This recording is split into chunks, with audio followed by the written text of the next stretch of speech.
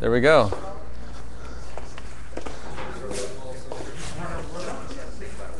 Right on you, Jeff. Okay, hey, for everybody out there watching this live on the internet, Mike Phillips here at Autogeek Show Car Garage. And today we're going to be buffing out this all-original 1986 Porsche with the original factory finish. The Porsche 980, Louis. It's a 986, right? Your Porsche, 928, that's what it is. It was 86. It's a 1986 928, that's what it is. So this is all original finish. The paint needs to be clayed, needs to have the swirls removed. Then we're going to machine polish it, machine wax it. It's going to come out glistening. Yeah. Back here, we have Lou's 1947 custom Chevy Roadster Pickup. Now this is a custom paint job, base coat, clear coat. The problem is there are swirls in the paint. So to the casual viewer, looks pretty good. Guy like me looks at it with a swirl finder light that works. Where's my swirl finder light? You know the yellow is not base coat clear coat, right? I did not know that. I'm glad you're here to tell us that. It's gonna buff the same way. Hey Robert, how's it going? Anyway, when you take and put a swirl finder light down here on the paint, all the swirls jump out. And that's not acceptable for a show car like this. So we're gonna machine polish all the swirls out. And what's your first name? Carl. Carl. Now did you paint this or you just know the painter? I just know. I built the truck. So. Okay, well how come I can't feel the flames? I thought this was cleared over. The yellow is single stage. It was done in '98. Okay. In 2000 they came back, and the flames are base coat, hand pinstriped, and then like 5 layers of clear coat, and he wet sanded it over and over. So clear over everything where there's flames? Clear over everything. But the bed is single stage. And the tailgate is cleared. The rest of it is Single stage paint. So when we're buffing on it, we're going to see yellow pigment come off. Okay, well that's okay because we're going to stay real safe anyway.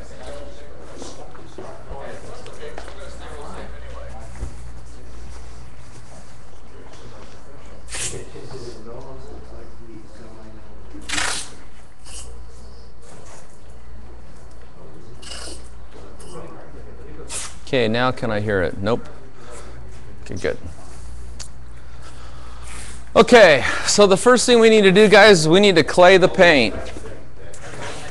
How are we doing, Jeff? Oh, good. Busy all the time. Had our boot camp class over the weekend, real successful, and just getting back into the Thursday night project cars. Okay, if you've never clayed, I want you to come over here, okay, because I'm going to show you how to use detailing clay. And if you have clayed, we need a bunch of guys to get in here and clay these cars and get all this paint all clayed up so we can get onto the paint polishing portion. Okay. Hey guys, just for fun, come back over here. What's your first name again? Tom. Tom, that's right, Tom. Okay, courtside you are Scott, Louis, Robert, Carl. Who's the guys that haven't clayed that raised their hand earlier? Someone here didn't clay. Never clayed before. We lost them? You've never clayed. Okay, Dwight, come on over here. And there's nothing wrong with that. We all had to learn one time. Everybody here at one point did not know how to clay. They all had to learn how. Okay, so this is some detailing clay. This is the Pinnacle Ultra Poly clay. Usually this comes in like a bar of soap with a plastic wrapper to keep it clean. When you take it out, what you're going to do is knead it into a small pancake. Just knead it between your thumbs. And there's a couple techniques for claying. I've seen people form this into all kinds of weird, wacky shapes and do all kinds of weird, wacky things as they're claying. It's actually really simple. Okay, and here's the tip. What most people do, if they get this far, make a patty, is they put their fingers on the clay. As you're pushing, you put more pressure on your fingertips. You push a hole through the clay, you stop, re-knead, make another patty. If you take and put this so your fingertips are past the clay, without thinking about it, you put equal pressure over the face of your fingers, you don't push a hole through it, you clay till you decide to stop and re-knead the clay. This is clay lube, Pinnacle clay lube. You want to take it, shake it, spray some onto the car. Watch the guy one time claying. It's going to be there for 20 years. He was claying it like this. Okay, you don't clay with a slow hand movement. You get down there and you get busy with it. And when you first start claying, you usually feel the paint, or you'll feel the clay kind of drag over the surface. And as it starts to glide effortlessly, that's a sign that you've removed all the contaminants. We're ready to go ahead and wipe that section and move on to a new section. Okay, so everybody ready? Let's clay these two rigs. There's plenty of clay over here in Clay Lube. Some of these clay patties are kind of large. If you want to, break them into something smaller. Here you go. I'll let you start right here. There you go. Your fingertips are on the clay. Let's move them a little bit past. Well, not the palm. Hold it, put it like this, okay? There you go, perfect. Then you want a fast hand mode. What happens when you move slow is at the end of your throw, right, you stop, you'll leave a smudge. Now that's not a big deal because you come back, wipe it off, but if you have a nice brisk fast hand movement, you won't have any smudges. You get the claying done real quickly.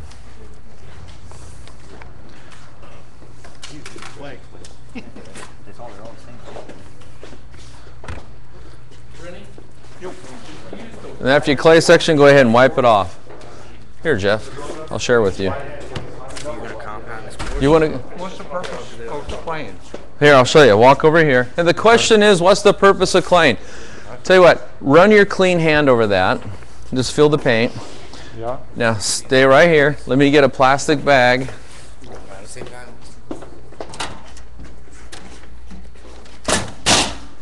This is called the Baggy Test. And what happens is when your car is exposed to the outdoors, slowly over time contaminants build up that don't wash off. So you wash the car, they're still there. Now when you feel it with your hand, it probably feels pretty smooth. Right. Put your hand in here. Okay, now feel it. It feels all textured. You feel the little bumps there. Can you feel that? Yeah. Yeah, so it should feel like a piece of glass. It should be very, very smooth. Even with my bare hand, this doesn't feel good. Also, hear that sound? Yeah, paint shouldn't make a sound. When you rub your hand over the finish, it should be completely quiet. So the fact that I can hear a sound there means this needs to be clayed. Let me show you something else. I'm going to clay just this section. Come here and feel this. Run your hand across this, just like I'm doing. Tell people to check their tires. If the car is a brand new car, Yeah. how long before it's new before you should like do something like this? You know, here, that's a good question. I have an article on the forum about that, and here's how it goes. It doesn't really matter if the car is new because that car could sit on a train, a car hauling trailer, could be on a boat, and then once it's got to the dealership, it could sit outside on the car lot. So you could buy a brand new car, and it could already have contaminants. What matters is what's in the air over the car. Okay. Okay, so, Got it. yeah, and here's the other thing. Like you could clay your car, say Saturday. Say this is your car. This is Louis' car. You clay this car Saturday, and then you wax it. Sunday, while you're out kind of goofing off, your neighbor's got a can of Krylon spray paint. He's painting a chair in the backyard. The paint gets into the air, drifts onto your paint. Even though you clayed Saturday, you got to clay again because of what was in the air over your car. Okay. Okay, so now I'm just going to spray, I'm just going to clay in a straight line here. This is just regular clay? No, it's a special polymer clay. And see that brown stuff coming off? That's because there's contaminants on here. Okay, now I'm going to wipe this off, and I'll let you do the same thing where you rub your hand back and forth. You need to get this really dry, otherwise your hand will stick to it. So I should go from like rough to smooth? Yeah, you'll not only can you feel it, you'll hear it. Oh yeah. I can actually. Yeah, now try. You try. Oh yeah. Yeah, hear the difference in the sound? See, so feel the difference. Feel it, and you can rub right here. Hear the sound, and then rub right here, right clay. See, nothing. See, and that is smooth and clean. Now here's what this is important. Two things. One, most of us agree that a great looking finish, like you go to a car show, a great looking finish is glossy, right? If you've got contaminants on there, it diminishes the gloss. Oh yeah. Yeah. Okay. Most people, the most important thing to them about a car wax, if you're going to buy a car wax, is you say, how long will this wax last? Well, wax isn't made to stick to a film of dirt. It's meant to stick to urethane paint. So if your car needs to be clayed, it doesn't matter whose wax you're using. It's not going to last very long because it never actually gets to the paint. Does that make sense? Yeah, so you need a clay. sure does. Yeah. Clay has only been around since about the 1990s. Here, I'll let you try. It was something that was brought over from Japan, and it was a way to remove above surface contaminants. Are you taking like the top layer of the paint off? No. This glides over the surface. That's another good question, real common question too. It just glides over the surface, and as the contaminants come off, you'll feel it kind of dragging when you first start out. Well, I already clayed that area. Come over here a little ways. Okay, now see how you got your fingertips on the clay? Yeah. And a few seconds ago I explained don't do that. Put your fingertips past it. Because see, you start to push you start pushing the hole right through it. Feel how it drags? Now feel how it starts to get kind of slippery, slides pretty easily. Yeah. Okay. And when you turn this over, once you clay this whole front section here, and then flip that clay bar over and let's see what's on it. Now in the old days, we didn't have clay. So what guys would do is if they had like overspray paint or tree sap mist, they'd get a rubbing compound or a polishing compound and rub the car down. And that would work, except for guess what? That would take good paint off and put scratches in. So clay is a way to remove the above surface bonded contaminants without putting scratches in, without taking good paint off. Do they make the clay that looks like a brick? It comes in what looks like a bar of soap, but you knead it into a patty. Oh, okay. Yeah. I've seen people use it just right out of the package, and you can, but it's not a very effective use of your hand, your time, or the clay. I went to that Sparkle car wash here in St. Lucie West, and they used a brick like that and clay. Look at the gunk coming off. Look at that. That's a sponge. But they said they were using clay. Well, generically they were. Look at the I mean, it looks beautiful. And I don't know if you can tell, but now it's actually glossier here. The paint is actually a little bit glossier. Oh yeah. No, Yeah, but see, that's a whole layer of gunk. And this car was on our TV show, so it's presented as a beautiful, you know, timepiece, classic car, and it is, but it needs just a little bit of help to bring up the quality of the finish a little higher, and that's what we're here for. So you and your friends stumbled upon us by accident, but this is what we do here. Oh, you came down. I can. Oh. Dwight's my therapist. Oh, okay. Okay, and so I'm in there at the same time. Bob's in there. Bob's in there. Okay. So they've been pretty good. Robert. Good. Adam. How you doing, bud? We're live. Kyle. Good to see you, man. Hey, everybody, wave hi to the people out there. I posted this to the Romania forum.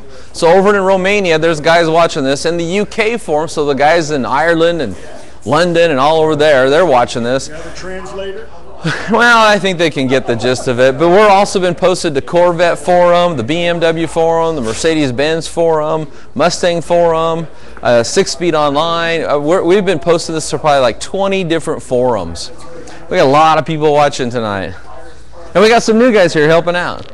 So now, Robert, we got a couple tricky areas over here. The back of this car is really tricky. Yeah, well, we got some. We got right here where Jeff's claying. Do you see that where the paint is modeled there? Did you see that, Jeff? There was a plastic bra, I think, on here, and it modeled the paint. See that? Yeah. Now I'm thinking a medium cut polish should pull that out. This car's not bad. Oh, it's not bad at all. So what do you want to do? 205 it, or you want to use Mazzurno? Wolfgang. Here's what we're going to do. This car's going to get the Wolfgang treatment. This one's going to get the Blackfire treatment. I got all the products up here.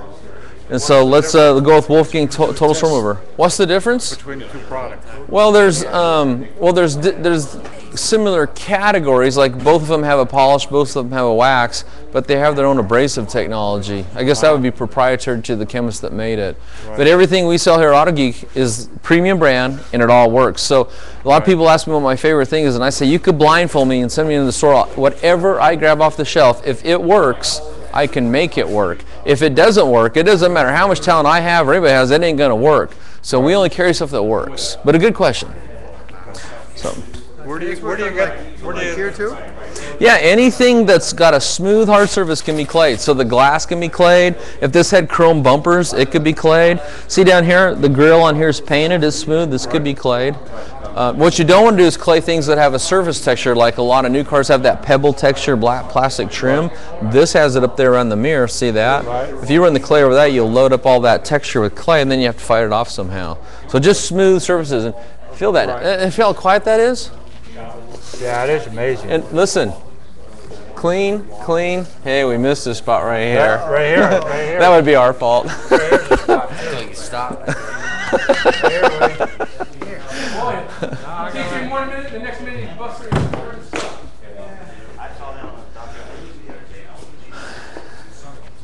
Having fun? Yes, sir. Okay. What's that now? Where's the best place to get the clay? Well, Autogeek.net, of course, is the best place to get the clay. Autogeek.net is the best place to get all your detailing supplies. And read how-to articles and watch videos and attend classes. See? Okay. Am I a good salesman? You're a great Hey, salesman. I got a book up here I wrote. In fact, that book covers everything you need to know about everything you'll ever want to do to a car. Okay, guys, I think, are we just about done claying and taping off? Yeah? I see you down there claying the running boards, right? You did? You got it? Okay. I see Louie's over here. Oh, someone found the blue tape. Good. Good. This is what I told you. I had a special tape for this. Well, that's what you had to use on the gutters. Okay. So, hey, guys, just a tip. If you're ever detailing cars for money, this is something I teach in all my classes. This car has a sunroof, and around this sunroof is a rubber gasket. Now, some cars have, I just call it what's called a fuzzy gasket. The material is this fuzz. You know when it's brand new? Oh, it looks so pretty.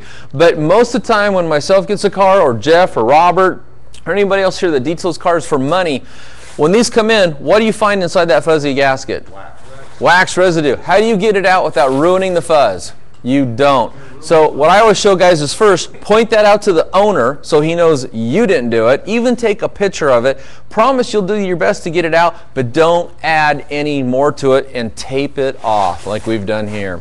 Okay, and you still don't want to be sitting here running the polisher back and forth over here, so we're going to use some smaller pads in here, but this is a good idea. And you noticed everybody out there in the TV world, we've taped everything off, all the plastic trim, all the edges, so when we're machine polishing, it's just a little extra level of care that we're going to take, because these are valuable cars, what I call SIV, Special Interest Vehicles. Okay guys, over here's the tools. If you're new to machine polishing, I want you to use a DA, like a Porter Cable, a Meguiar's, or a Griot's Garage. If you're experienced, feel free to grab the Flex 3401. And here's the deal. We're going to use Blackfire compound and polish on the Chevy. We're going to use the Wolfgang Total Swirl Mover and the Finishing Glaze on the Porsche. So kind of pick which car, which tool you want to use. And I'm going to give a quick lesson up here to the guys that are new to machine polishing on how to use a DA. So I'm going to grab this one. Hey, Adam? Yes, sir. Hey, could you reach inside the drawer there and find a Porter Cable wrench?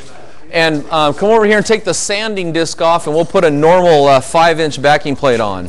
One of those has a... With all the extra guys here, I want my flex and the PD would be just to change the whole machine. Good man.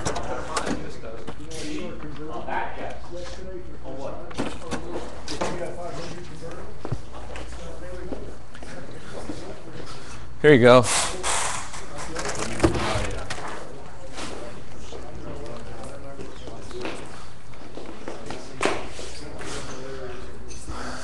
Okay, I'm going to be giving a quick lesson here, Dwight. Make some room. Put this back to the side. Hey guys, when you're done using the clay, come back here and put it back on the plate. And if it's not too dirty, we'll use it again in the future.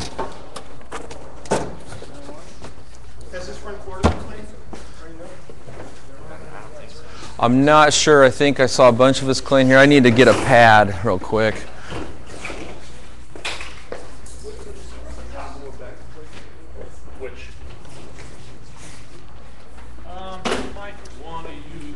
I've got a backing plate out. Yeah, throw that back on the 3M cabinet.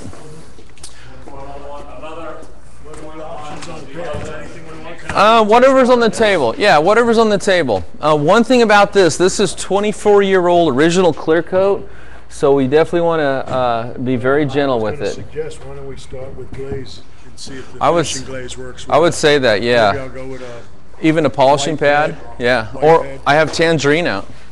Oh, and I have the hybrids. I have the hybrids out over there for the Flex 3401 if you want to use that. Yeah, let me do I'll let you choose. You know what you're doing.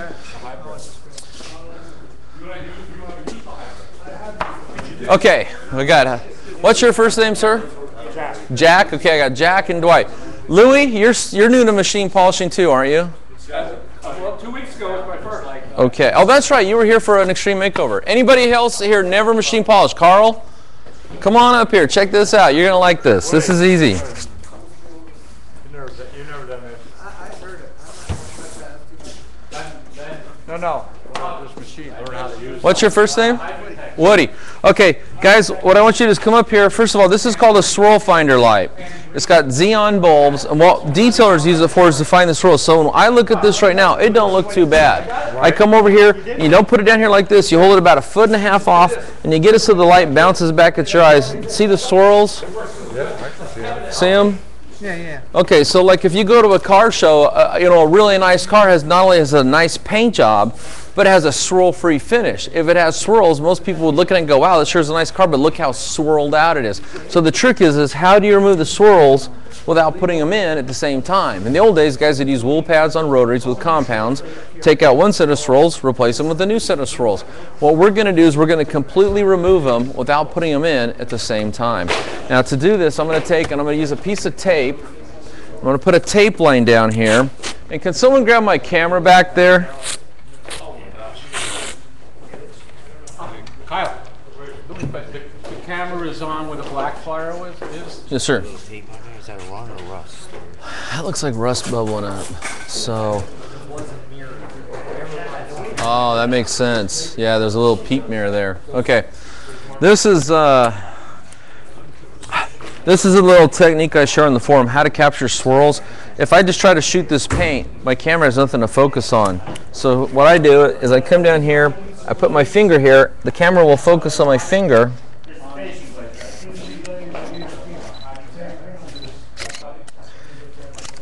And then it'll fire off a flash.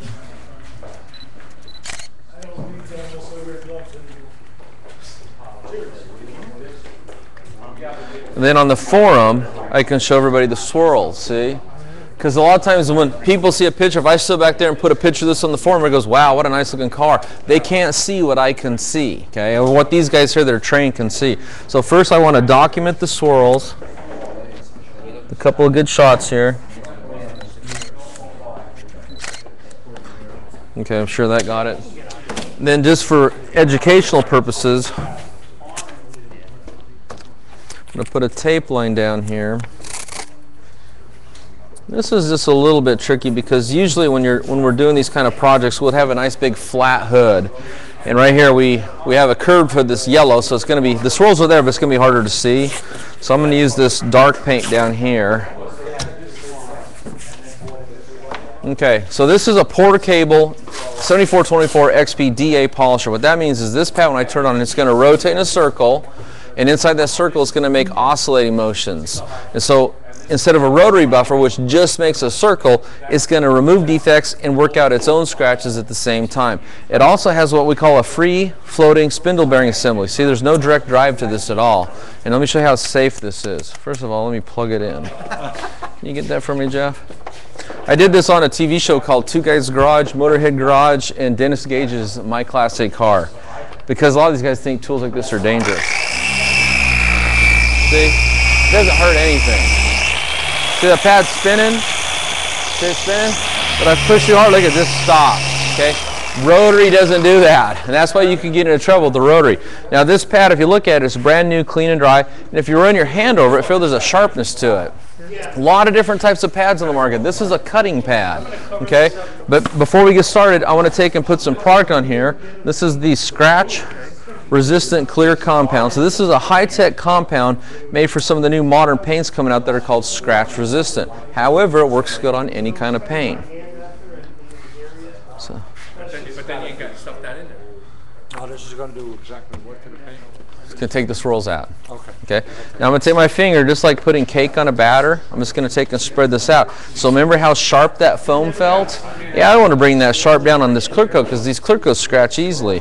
So I'm going to lubricate this. Plus, I'm going to load up the pores of this foam with the abrasives themselves. So when I turn this polisher on, this polisher is going to start removing swirls at the very moment that pad starts to rotate. So just going to work. You only need to do this the first time. If you want, as an option, every single time you get done buffing a section, you can clean the pad and re-prime it. Here's what I know. Millions of cars are buffed out without doing that. Okay, so see how that's primed? That's what we call primed. Now I'm going to put what we call the working product, because this is the product I'm actually going to work with. I'm just going to put a few drops on right there. And to start out, I'm going to put this on a low setting. I'm just going to spread this out over the area that I want to buff. And when you're using this kind of tool, because it's very safe, even though I'm a big, strong guy, I'm not going to try to buff out as far as I can reach. I want to just work a small section at a time. Finish this section, move over to a new section. So when you look at a car, you divide it up into sections. Each panel gets broken up into other sections. Now that I've spread this out, I'm going to bump this speed all the way up to the 6. And I'm going to start making overlapping passes in 2 different directions. I'm going to buff this section out 8 times. Then I'll wipe it off and inspect it with that Swirl Finder light.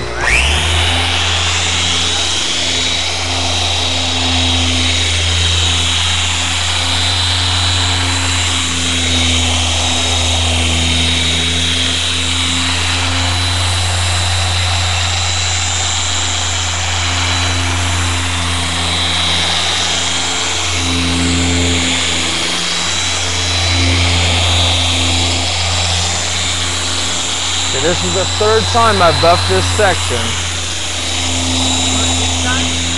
I'm going to go over it 8 times. Yep. Because that's usually what it takes to get all the swirls out. I can stop in 6 and inspect. Okay, this is the 4th time I've gone over this section. This will be the 5th time. You see how I'm overlapping? And also notice I'm not moving it like this.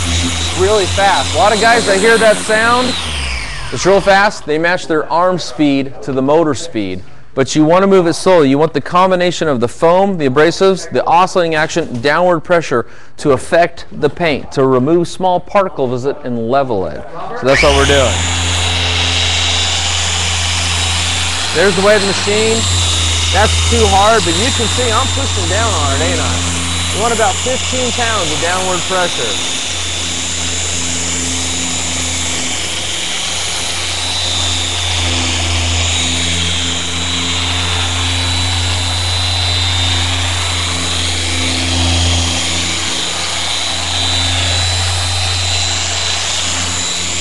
Here's something else. This thing has curves to it.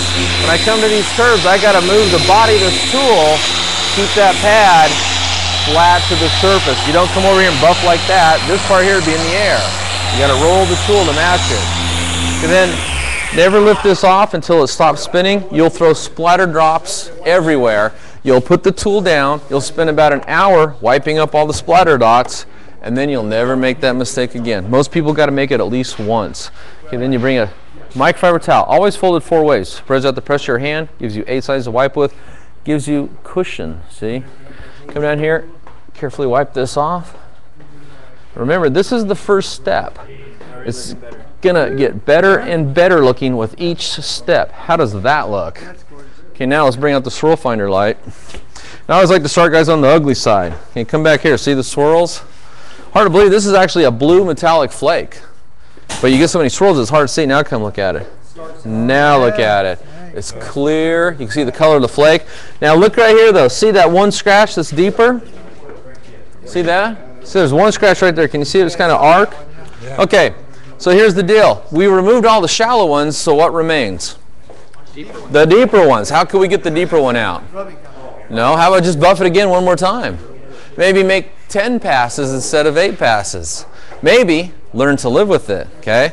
Because the UV protection for this color is in the layer of clear. So the more clear you buff off, the less UV protection you have to last over the service life of the car. So what I always tell guys is go look, if it's a show car, hey, maybe try to take it out. If it's your daily driver, your Toyota Camry, every day you're going to drive it to work, park in the parking lot, drive it home, leave in the parking lot, your driveway outside. It's going to get swirls and scratches anyway. Don't try to take them all the way out. Learn to live with the deeper ones. Just get it looking pretty good. It's still going to look great. Okay, so the next step is after we use the compound on there, so I'm going to take this cutting pad off. I'm going to switch over to a polishing pad. Now, if you're new to machine polishing, all these different colors and products and terms can be confusing. And we all started out confused. You just have to study it, and it has to be, has to be your hobby. But that's what our discussion forum's for, is we try to clear all this up. Plus, I got a how-to book, and it clears up all the foam pads too. So this is going to be the Src Finishing Polish. Since it's been standing on a shelf, sitting on a shelf, I always want to shake it a little bit. And again, see the pad's dry? So the first thing I want to do is pull the safety seal out. There we go. I can't tell you how many times I've done that in a class and in a video. Okay, now we can put some on. Okay, now I'm just gonna spread this out with my thumb. Now what's this gonna do? This is gonna make it look even better. Okay, that was a compound we used on there. See, in the old days, compounds left it looking scoured. So you can see right away, technology's come a long ways, huh? But guess what? If the compound makes it look that good, and you're not going to see a huge difference with your eyes here, but I'm just going to guarantee you, everything we do to this, including putting a coat of wax, is just going to get better and better looking. So there's our prime pad. There's our working product. Again, I'm going to take and bump this down to spread it out. Take and spread it out. And you can spread it out rather quickly, because all I'm trying to do right now is get it spread out. Now that I got it spread out, bump it back up. And again, I want to move nice and slow. What I show guys when they're doing the polishing step is to start out with firm downward pressure for about the first 4 section passes. And then for the last 2 or 3 passes, bring your pressure up a little bit. And the reason why is because polishing paint is an art form. It's not a grinding process.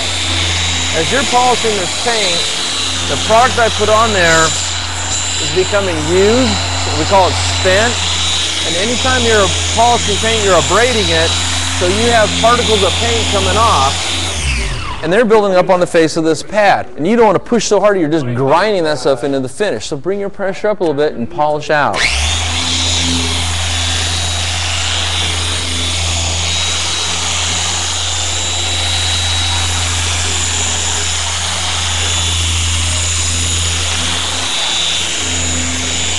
Okay, my last 2 passes. Pull my speed down. Bring my pressure up a little bit. Why? Well, now I'm not trying to remove defects, I'm just trying to create gloss. I don't need that high speed. Same reason if you're using a rotary buffer and you were compounding, you need the high speed. When you go to polishing, you don't need as much speed or as much downward pressure because the scratches are already gone. No, this is made by the Blackfire company. I'm just, my job here is as an instructor. I worked for Meguiar's for 11 years. I was their primary instructor. One of the most respected names in the industry. Okay, again, notice the microfiber towel. Here's something that's always a good idea to do. Inspect your towel before you start wiping with it. Make sure that since you washed it and put it away, no little stick or piece of dirt got on there and you start putting scratches back into the paint. My friend Robert over there showed me another cool idea. Robert, raise your hand. Robert showed me a cool idea. He takes and he feels his, because a lot of times you can't see what your hand can feel. And if you're working on a show car, you want to make sure there's nothing on here that can scratch the paint. Yesterday I was using my nose.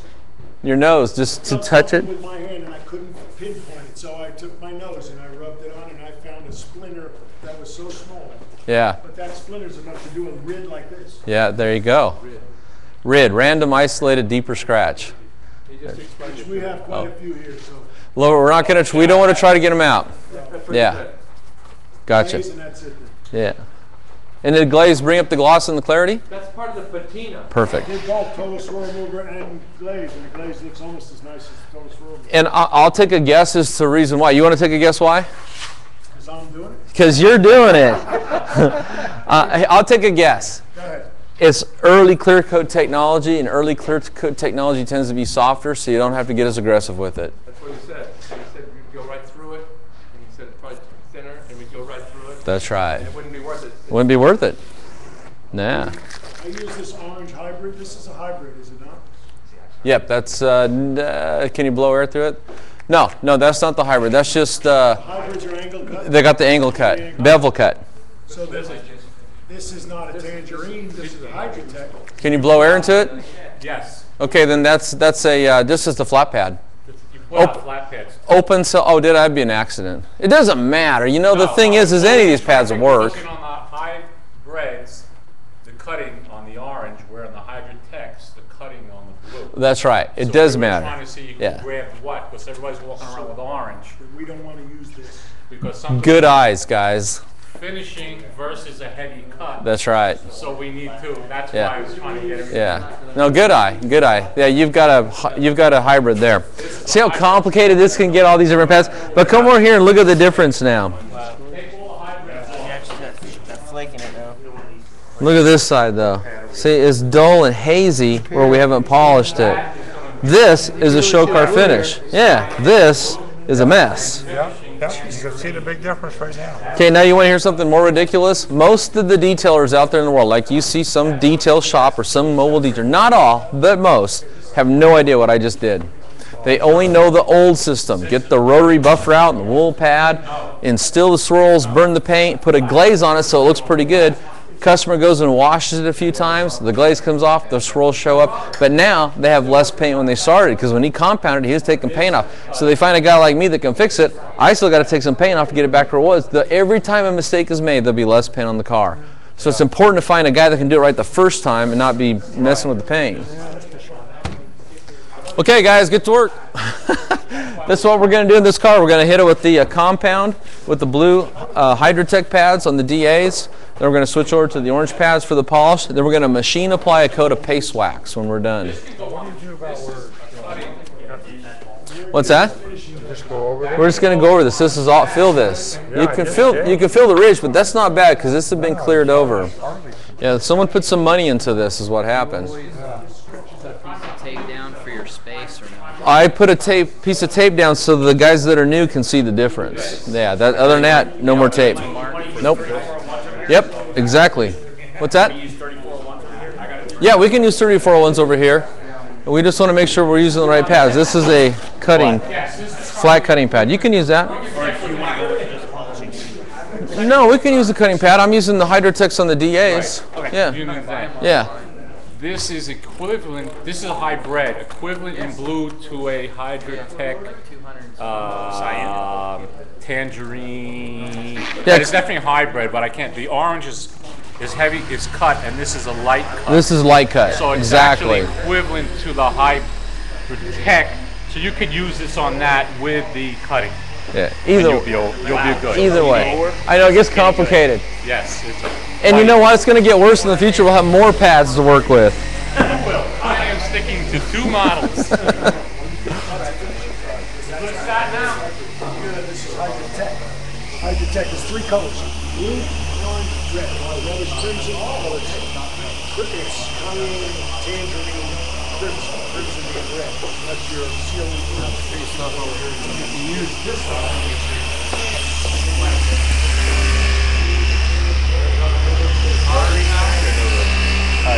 No rotaries tonight. Yeah. This is TSR. That's just Glaze. This side definitely looks better, but this still looks pretty good. Yeah. I would go with this and preserve this paint, because man, this is old. It still looks shiny. Yeah, I agree. If this was mine, I would want to leave as much of that clear intact as I could.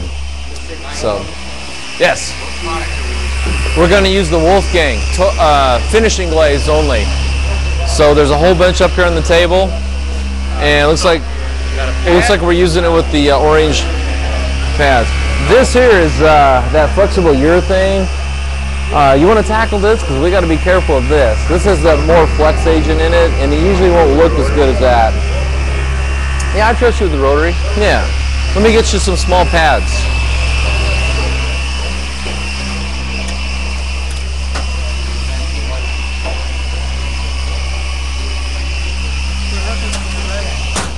With what? What happened with your leg? I used to race boats and my boat ran over me. I raced a full race Singer drag boat, 122 and 9 seconds on the water.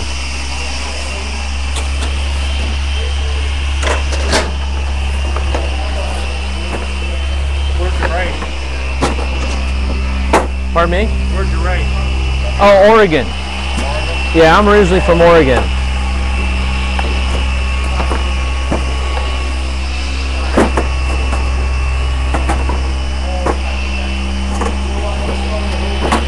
Yeah, I had my boat for 20 years. 20 years. I never meet anybody that owns a normal boat, let alone a full race drag boat that long. That was a long time to own that boat. It was trouble free. I get in it, hit the key, it fires up, and it goes.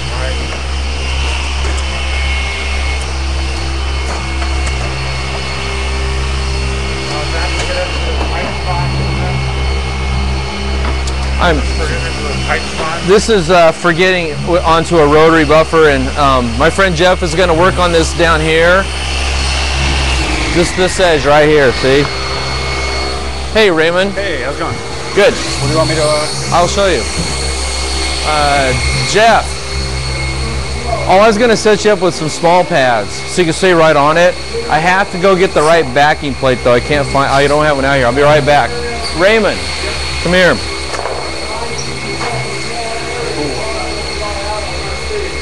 This is kind of wacky how this is set up, because here's your work area. Yeah. Because this is all the what all the people in the TV world can see. Okay. And I'll just keep refreshing that, and yeah, let's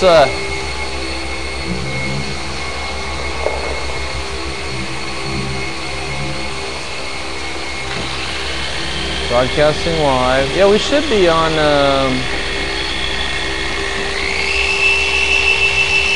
sound is up. Okay. I never use DP gasoline. I don't know what they're talking about. Okay, so you can answer this. We're using Blackfire compound and polish on the yellow car, and we're using Wolfgang total finishing glaze only on the Porsche. Okay. And I have to go get a backing plate, so I'll be right back. Oh, want to go with me?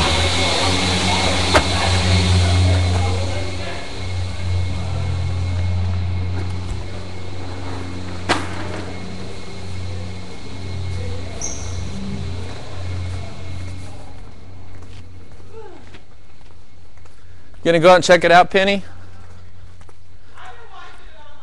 Okay, go say hi to Rennie.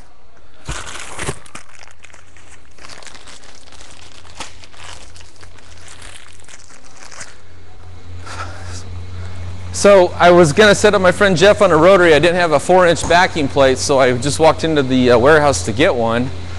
And that's what's so cool about working at Autogeek.net. It's like being a kid in the candy store. We have everything you've ever wanted to detail a car here. Jeff, there you go, buddy. Are you okay? What happened? oh yeah, just Open the window? Yeah. Okay. Look at that. What the hell? For letting us watch. That's amazing. You're welcome. I'm not very, what do you call it, able. So I'm you know, I keep myself away from it. But, Sure. do the work. Well, if you have any friends, especially young men or young ladies, I'm always showing people how to detail cars. They can start their own business and make some money. Yeah, I mean, I have a friend of mine owns Miko body place, Miko car shop. Okay. But it's a young guy over there that works from does detailing on the side. I'm gonna tell him about this. I've been teaching classes on this. I have a lot of detailers. A lot of these guys are pros. They've been in my class, and usually you can always learn something new if you have an open mind. What's your class? My next, well, I have these every other Thursday night here, and then I have a detailing boot camp, which is a very intense 2-day class on Saturday and Sunday that goes over everything like extracting, cleaning carpets, steam cleaning, engine detailing, sanding. See that bucket over there? That's full of sandpaper. I got machine sandpaper. We use machines to sand. That class goes over everything. It's $600, and my next one is September 29th and 30th. It's a 2-day class. It includes a $200. Right here, yeah. I have tables and chairs we set up. We do a PowerPoint on the screen, and then usually I go get a rental car. So if we make a mistake, you know, hey, no big deal. Right. Take it back to the rental place. Let them deal with it. Guys, I got to get busy working. It's a pleasure talking to you. Okay, we'll see you later. Hey, Dwight, how we doing over here? That looks good. Now, is this some of the things that I showed you that you were using on the boat already? All new? It's okay. Sometimes it helps have someone kind of show you how to use the tool, huh? I did the boxing in technique when I sanded and when I compounded and polished. You know, went across it. I didn't do it. Let me find out 1 second. Just to let you know, what we're going to do is we're going to do the first step to the entire car. You're pulling a lot of yellow paint off there. That's single stage though, yeah. Yeah, so the only thing you want to be careful of is, yeah, don't spend too long on a high point, because single stage tends to be softer. So just be careful with it. I'm not doing that rolled edge either. Oh, you can hit it a little bit. Yeah, a little bit, yeah. Because that's not an edge, that's a nice smooth surface. So when do I need to clean that off? That's a good question. And I have an answer for that.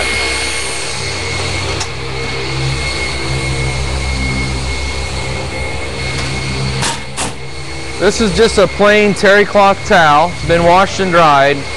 And usually about after every other time I buff a section, I will take, and all I have is I have my hand right here, and I'll just take and place that on here, turn this on, and move this around. On the other side, what I'm doing is I'm doing this. Yeah, I'm pulling that pad into my hand. And what that's going to do is it's going to pull any excess product off onto the towel. There's not a lot. No, it wasn't that bad. But remember, you got paint building up. Yeah, it was easy to tell on the boat because it would pull the gel coat into it. Right, oxidized I knew when stuff. I needed it. Yep. So there you go. But for this first step, we're just going to stick with the blue pad and the compound. Okay. And do the whole thing. And then we'll come back and do the polish. Stick that there. And there you go.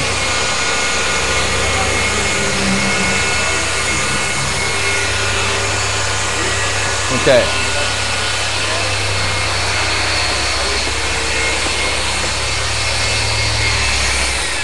Have you used this tool a lot, Scott? Not a lot. Not a lot? Okay, do you feel comfortable with it? Okay. So if you look at this paint right in here, that actually don't look too bad. It doesn't. Yeah, so that means you don't have to make a zillion passes on it. Just clean it up, then we'll polish it and wax it. And it's going to look a million times better than when it came in. What's up? Some more extension cord? That is always the question I get all the time. There's none back here. Let me look on the carts up here.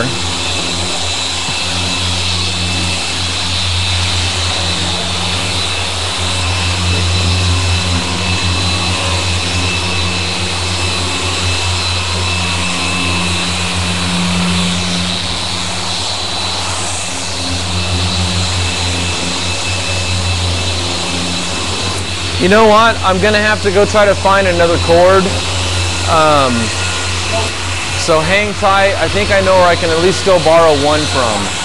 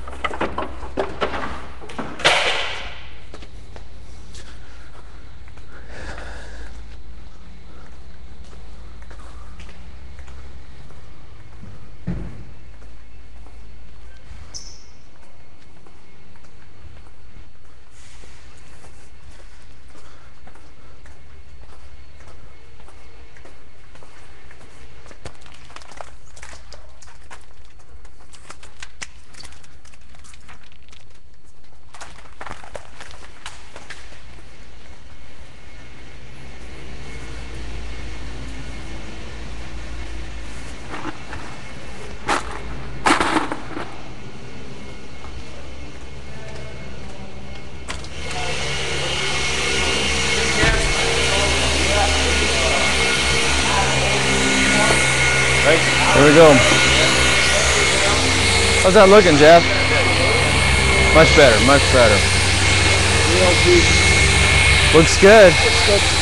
Yeah, you know, I I think that we had those two gentlemen here earlier didn't have any clues what was going on. They didn't know what claying was, and I let them feel that. It was remarkable how rough it was. So yeah, this is going to come out looking good. Looking good, Rennie.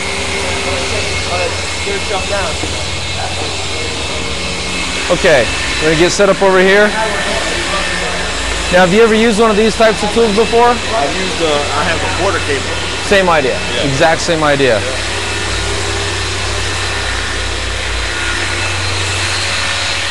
Mike, what's your favorite V8? I love when people ask me that question. I'm mic'd up.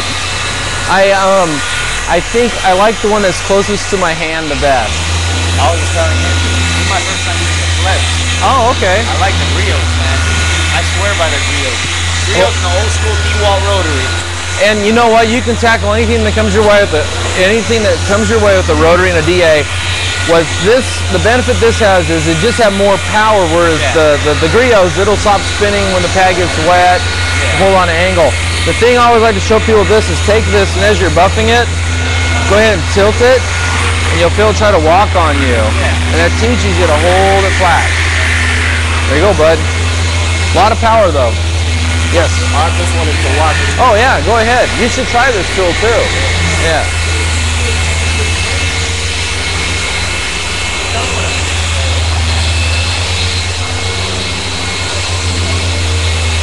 How are we doing, Raymond? Oh, good, good. I just have to change my password. Okay. Yeah, because I logged in wrong. Is there any questions for me so far? Let's see. No, there's just one. Someone complained about. Let's see, how do I get back on there? I could show you from the home page, or go down to the.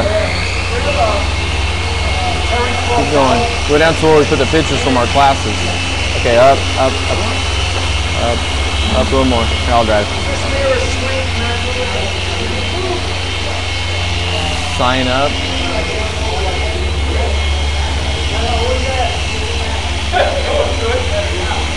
I think so.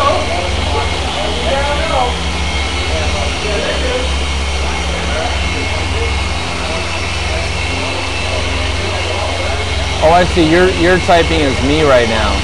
Oh no, I should be typing as me now. Yeah, that's why. I should be me now. Well, this is the wrong thread, though.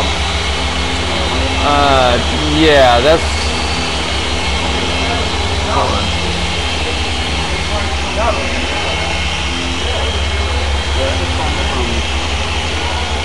It's kind of tricky because this is on Palm Beach. This is on the forum. Okay. So if you go to the bottom of the page, click on this.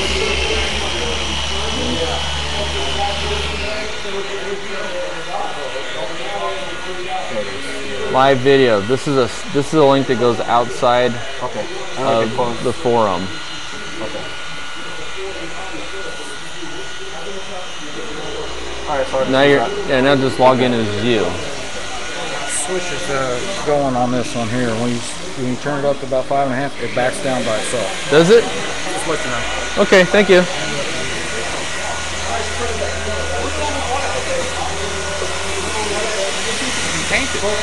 So you can't go too crazy. Yeah. Nuts everywhere. Look at the acid rain spots. Acid rain, Yeah. paint, dirt. Right here, dirt. It's got every combination you can think of. It's too bad we didn't go. If this would be, that's a project there. But it's teetering on breaking. Well, let's just continue on with the system that Robert dialed in, because it's still going to look great. Yeah, it's going to look awesome. Yeah.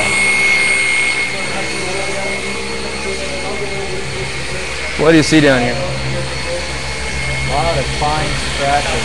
You don't see them? Yep. Have you tried buffing this? I haven't been in that section yet. Okay. Well, just do your normal procedure. All right. And here's the thing. If what I used up here works here, chances are it's going to work everywhere. The only times that's different is if... That's not just the swirls that we were seeing before. That looks like... someone's rubbed up to it with their pants or That's what I something. think. Yeah, and then rubbed it like that. Okay, we'll just continue on. Do you have a method of cleaning your pad on the fly for this? Want me to show you one? Sure. Okay, we'll go ahead and buff that. When you get that all buffed up, let me know and I'll show you how to clean your pad on the fly with that tool. We're out of extension cords. I might have one in my truck.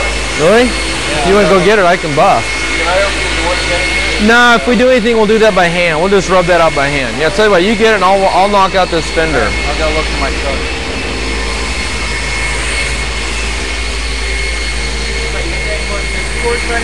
Yeah, he just wants to look in his truck to find another one. What is this? Blackfire. How's that dodo kit that you was working on the other day? The what? That dodo make your own wax kit, whatever it was? Oh, that video. Yeah, how was that? Oh, that was fun. Yeah, we used it on a Synergy Green Camaro. I saw it Camaro. That came out good. It started out looking good, but it came out looking better. You know?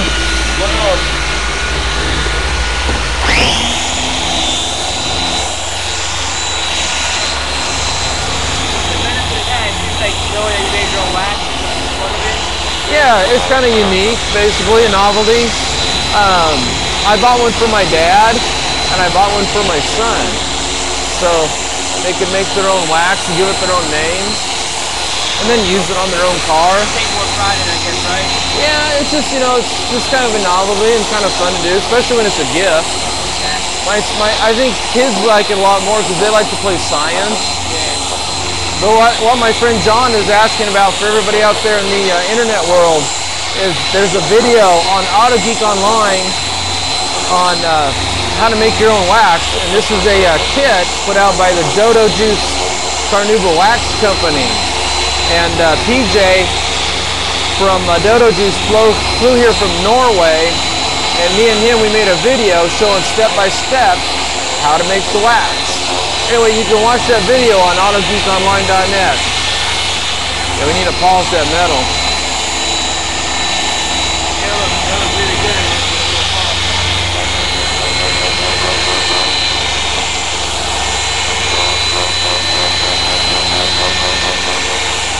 Hey, if I get you some polish, you want to work on those?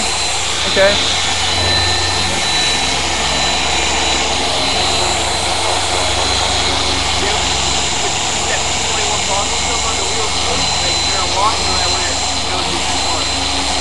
We could. I don't want to make a water mess in here. That would be great, yeah. I was going to go grab some traditional paste, the Blackfire paste, since we're using Blackfire on this. I like that polish. So what? The polish soap, I like it a lot. Well, I like it too. I made a video with Brian Fuller. We worked on a Harley Davidson, and in the video, the motorcycle looked pretty good on video, but in person, it's pretty grungy. Yeah. And some of the people on the TV set had never seen this part used before, and so we actually put it to use, and they were all pretty blown away by it. Yeah. And the guy that owned the bike was on the set watching, and when it was over with, he wanted to get some, you know, keep his bike up. Out of my car when I took the wheels out. Okay. Yeah, it's almost gone. They're not 100% gone. Yeah, they're almost. But almost. But the key thing is look how clear and glossy the paint is there now. So, yeah, at this point here, I think I'd move on to another section because some of these are pretty deep. Yeah. You can tell this one here, right there. That's a pretty deep scratch. But the overall appearance now is clear and glossy. You can really see the purple flames. Whereas before you couldn't get that. Yep. Okay, there you go. I got to get him some metal polish. Should I spin this into here? Or? I will show you how. So, are you plugged in? No. Okay, let me show you how to clean a pad on the fly using a Flex 3401. I don't know if the camera can probably see this. This isn't like the best way, but it works. I was doing this all day yesterday. So, yeah, so I just take and turn it on, and with the rotary, it's going to try to pull your hand this way. With the Flex, it's going to pull this way. So I just put it right here, and then push that terry cloth into it, and then see how I'm kind of rotating my finger? Wow. Look at all the gunk coming off there. Then go to a fresh part of the towel, kind of wrap it around your finger, and again, start like this, and then rotate your finger. You don't prime the pad again, do you? Pardon me? You don't prime the pad again. I wouldn't. I just put some more fresh product on it and go back to work. A lot of people make a big deal about cleaning it and repriming it and putting some more working product on it. I read that you said you don't need to prime it again. Well, you know what?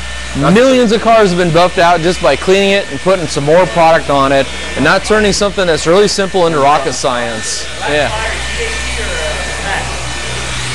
It's, I think it's DAT, diminishing abrasive technology. Hey, how's it going, Louie? Lou? Come up here, you missed. Well, check this out, now the deeper scratches will be there, but all the shallow swirls are now gone. Oh, yeah. So it's gonna come out really good. Right here, look. I went over the mechanic.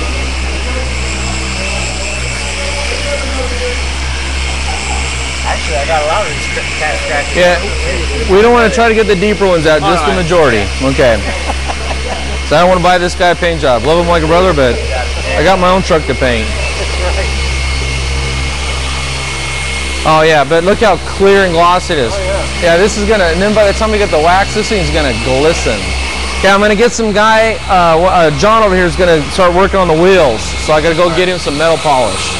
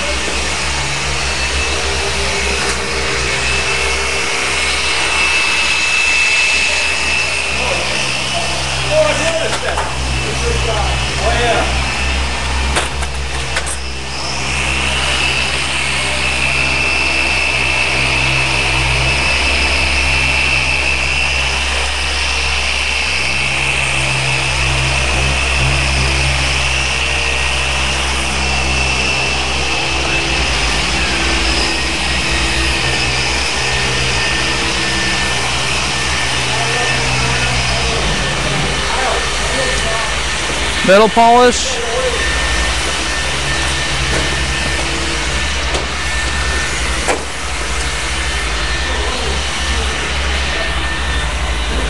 I'm gonna guess that these would work pretty good for that.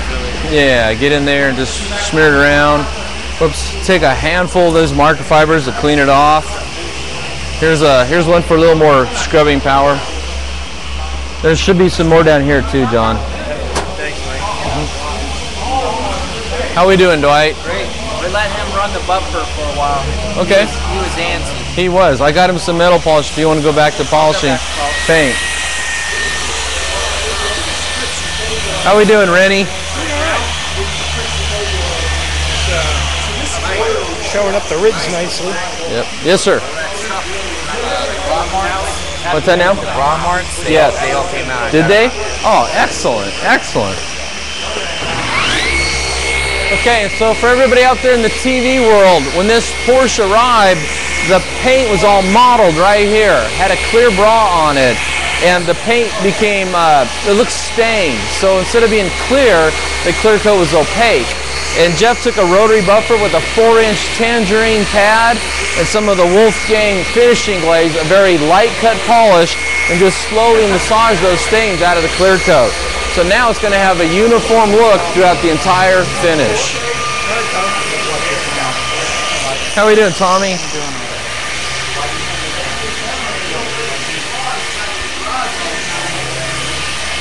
How are we doing, Ray? Any questions? Yeah, nothing. I just refreshed nothing. Yeah. Someone just 19 current. Yeah, they just said VD ads every 15 minutes. That's just from the live stream. That's what we do see them.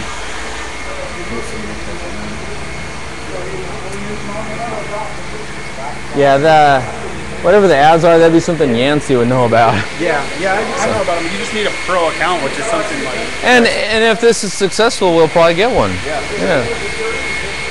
Excellent. Okay. Kyle, how you doing? Good.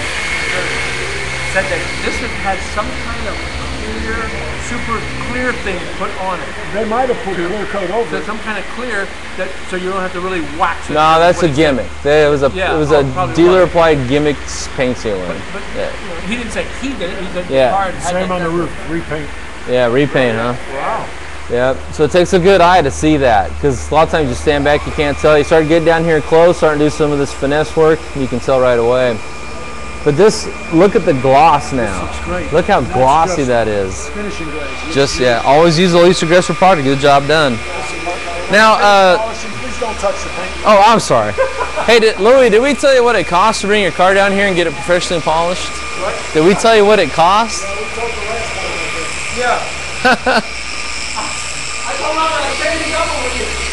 So one thing you want to be careful of is anytime you have a high point, like right here, you don't want to spend too much time buffing on it, or you would see the primer showing up here. Okay. So what we want to do is just, there's a couple ways to approach this. We got 3-inch pads, we could buff that, or just come up here and just lightly polish it and then move to the major. A lot of times on the forums, what I would call, one thing I talk about is major on the majors, minor on the minors. So this would be a minor, this is the major panel. And I think you'll notice that even light polishing, but look at, go ahead and wipe it off. Look how glossy it is now. That looks like wet paint, doesn't it? Yeah.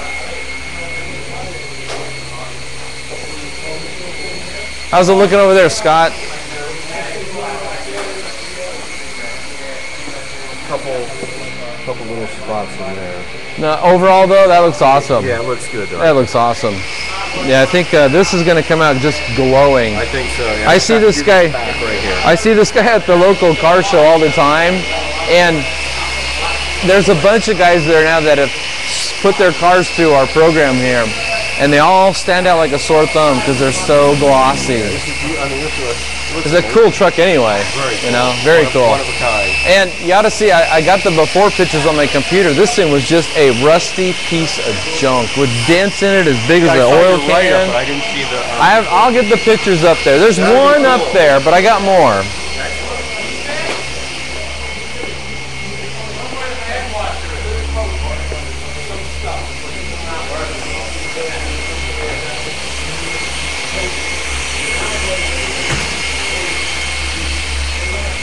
Staying out of trouble, Kyle? Yeah. Yeah. Work keeping you busy? Too much. Yeah. Good. Oh, really? Oh, thanks. I'm gonna have a drink.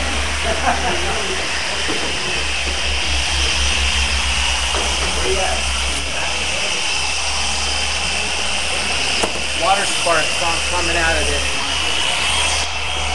In the water spot? Yep. This is looking like, now when you polish, are you pulling gray stuff off?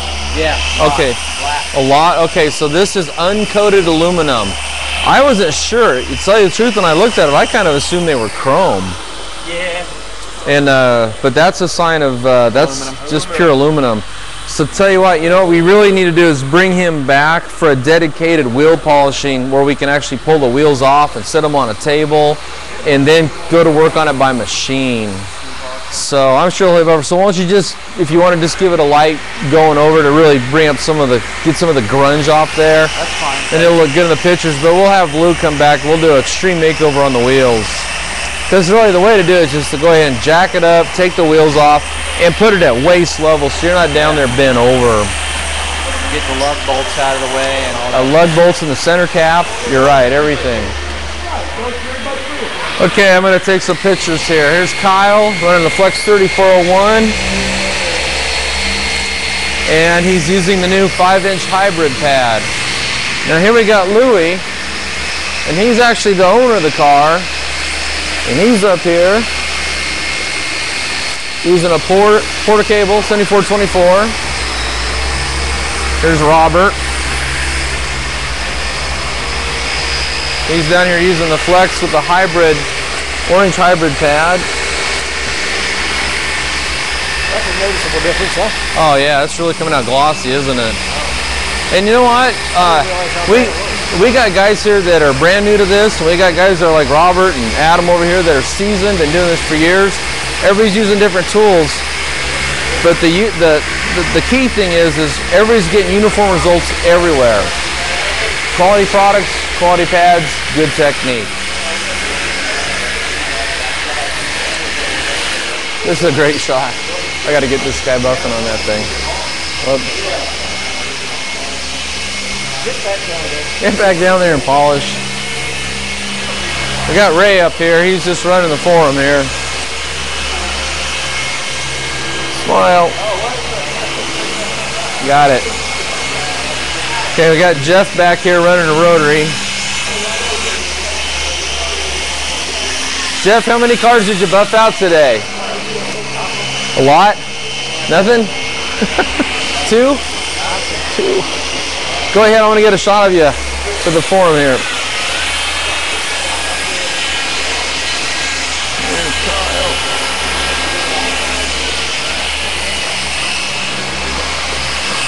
Looking good, Louie. Hey, what? It really looks good.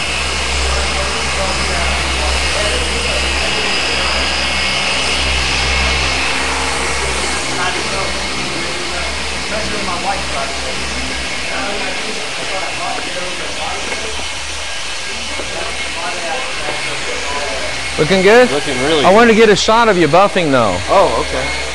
This would be for the forum. This came out nice. It did. It came out really nice. You just did this, you do on that side. Okay. I'll just put this here like this, I guess. Now you gotta keep up with this. There you go. Right? Yep. How big is that, bud, anyway? One more.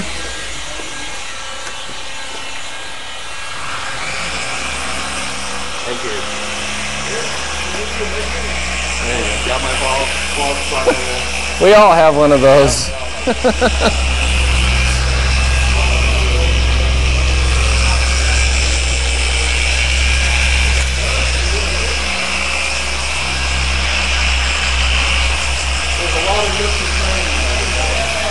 This body style does have a couple tight areas that are going to we'll have to work on those by hand.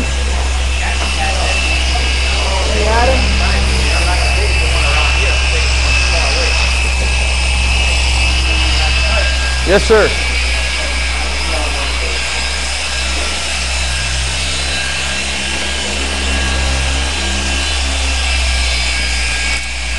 What do we got here? What would you consider this? I don't want to keep going at the edge. You know how the edges are. Yeah. So it's kind of like a micro mark right along the edge. That's sanding marks from where they sanded it. They didn't get all their sanding marks out. That would be something we could tackle another day because that's what I call perfectionist detailing. And it's a good idea to do it, but it's time consuming. Now this is a tilt front end, right? So here's what we do is we tilt that up so we get away from that edge. Then we can work on this edge, put a piece of tape line on there so you don't burn it and work those out. Another way to take those out would be to use Meguiar's M105 with just like a finger or two. And then you can pull the sanding marks out, but you'll leave it looking kind of dull because you'll use a lot of pressure from the finger. Come back with the machine and pull your finger marks out.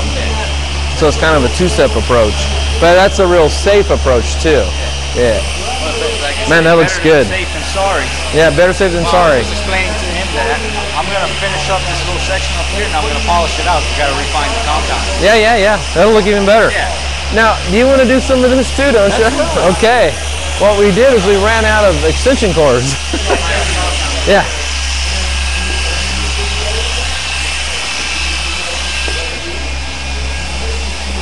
There we go. Marketing. Adam's always my chrome and wheel guy. Got it. Oh, that already looks a lot better.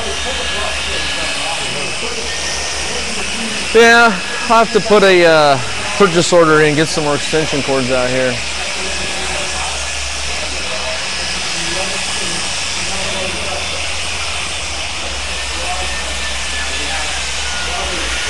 Nice smell.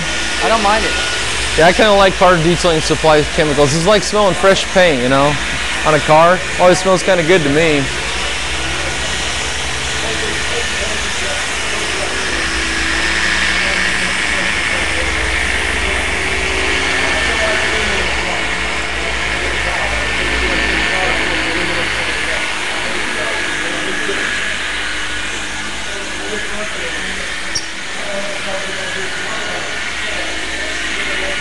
like the way that turned out.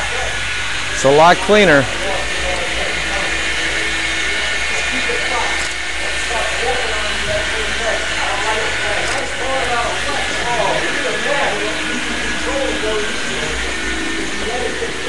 Let's squeeze right by here, Scott.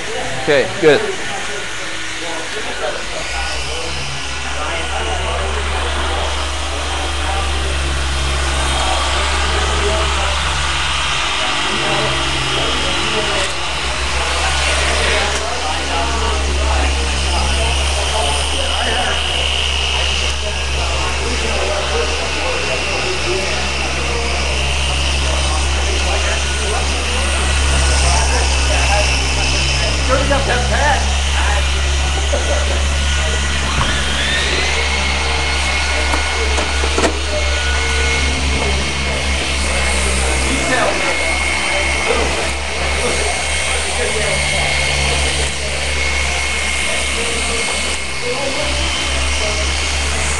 So that's called kissing the finish. Excellent technique there, Kyle.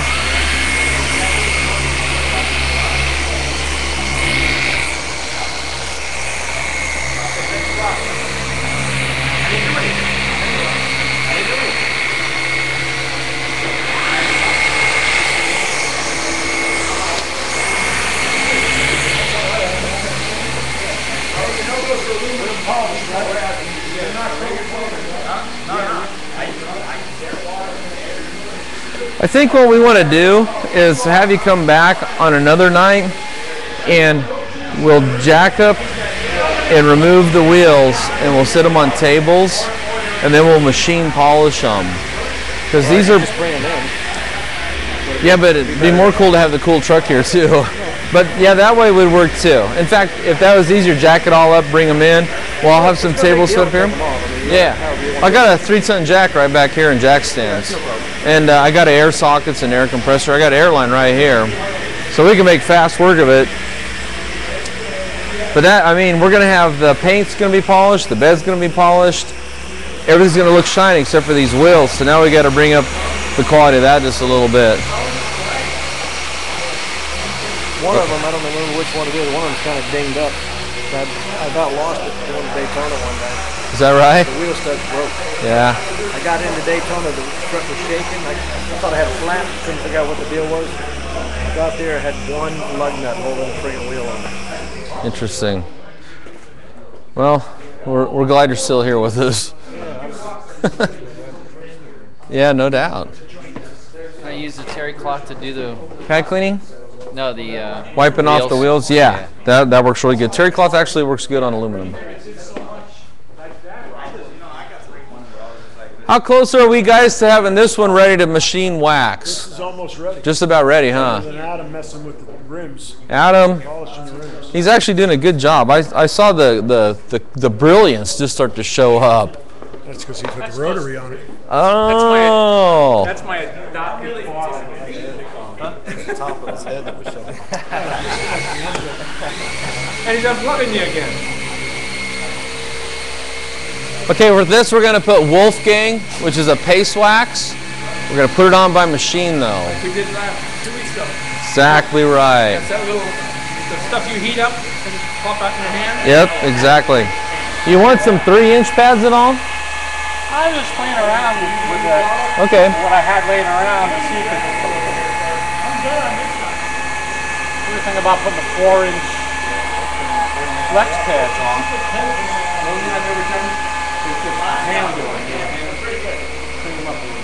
Oh yeah. You know, we got the same thing going on with Lou's truck back here. These are aluminum. They become oxidized. And I think what we're going to do is we're going to bring them back and we're going to pull the wheels off, you know, jack the truck up, put it on jack stands, and put the wheels on tables so it's waist high, get the lug nuts and the center caps out of the way, then we can just go to town and machine polish them until they look like chrome. I do at my place. Yeah, just take them off. It's the easiest way. And you know what? It's not even a bad idea because then once in a while you take the wheels off, you can re-torque the lug nuts down. That way when this thing's got a radical engine, when he's out there getting it on, he can have the confidence everything's how it should be. Yeah, you know, when I used to race my boat, about every 3 years, I would take everything apart, the motor, the V-drive, the skags, the cavitation plates, the pedals, the seats, gas tanks, everything comes out, everything gets polished, and then I go down to my local nut and bolt supply guy, McDonald's Nut and Bolts, buy all brand new, either grade 5 or grade 8 nuts, bolts, nylon walk washers, assemble it all, so when I would take that boat out and go over 100 miles an hour with it, I had the confidence that everything's going to stay together at high speed, especially when it came out of the water and into the air. Well, there's only one time I never went under 100 miles an hour, and every other time I took it out, it was over 100. It clocked 122. But a lot of times when I pull the boat out of the water while you're sitting there on the boat ramp and it's down at an angle like this, I'd walk back there and put my hand back by the back of the transom, and you'd pull out bolts that have been sheared off, okay, no nut, and you'd wonder, where did this come from? And I'd look, but that's why it's a good idea to go back in every once in a while and pull it all apart, put it all back together again.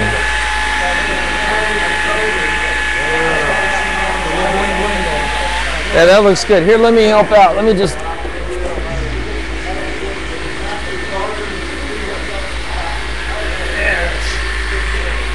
Taking the top layer off.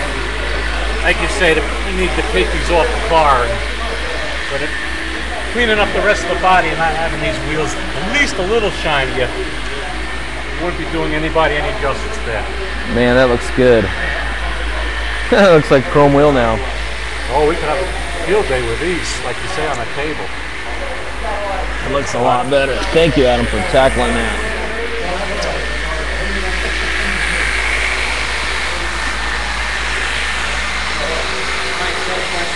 Yes, sir. On my boat, most boats that have diesel, when you wax the transom, the diesel dust and exhaust gets in, and you get like a stain and a coating on it. Okay. And whatever wax I've ever used allows, it's like the gel coat pulls it in. Okay. Huh. What do you recommend? Well, the first thing you want to do is do what you did, and that's get it smooth. You know, a smooth surface would be a lot less corrosive and prone to oxidation and staining than a textured surface. So you did that part. The next thing you want to do is build up a good coat of wax on there. And gel coat boats are in a marine environment, and probably the most important thing you can probably do is because you're going to, once you clean that off and then put a coat of wax on there, you're going to introduce that diesel soot and exhaust fumes to it again. Before it builds up, just go back and hit it real quickly with a cleaner wax and pull it off. What about the Optimax or whatever you guys? The Opticoat? Yeah. Now the Opticoat is technically for clear coats, which and the difference is because the clear coat's very impermeable. Gel coats tend to be permeable, so they're porous. And Dr. David Gadusi made that product specifically for things like clear coats that are very non-porous. That said, when that first came out, he had me try that on a single stage paint, which is also very porous. I got good results.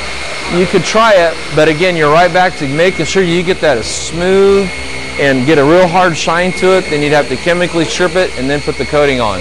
Now, if you use Optimum compounds and polishes, Dr. Gadusi says you can use water on a damp microfiber towel to strip it. For all these other coatings on the market, they recommend things like isopropyl alcohol. So the difference is the type of emulsion he uses for his products. And I don't like to get that deep, but he explained it to me one time and it just went over my head. But the point is he wants all the polishing oils off before you put the coating on. But yeah, that's something you can try. And it's kind of interesting is one time, see my black hoods over here? Yeah. One time I had one of these standing up over here in a corner, and someone took the applicator sponge that we were using. Left it on no, they went and smeared a bunch on and walked away, and I didn't know about it. The next day I walked out, and when I walked by in the light head, you could see where this patch of Opticoat was. I put my fingernail against it, and I couldn't get it off. It's just like, imagine putting a big spot of super glue on paint. And the only way to get that off is basically compound it. So it's tough. Yeah. Taking all the tape off. Okay, good. Let's get the tape off. Yep. Yes, sir. See, that's inside of the paint. That's under the clear. Let me see. Yep, that's sanding marks in the base. Yep, can't fix that. I'm just verifying everything that I've learned over the years, just to make sure that you know more, a lot more than I do. The way I would test this, if I really wanted to find out, is I'd put a tape line and then work on one side of it, then pull the tape line off. And if you see the side you worked on there going away, then it's on the surface. If there's no effect at all, then it's under the clear. Yeah, I mean, this one you can almost basically tell off rip that that's in the paint. Yeah. Just the way the texture of the marks that were left behind. Yep, that's under the clear. So.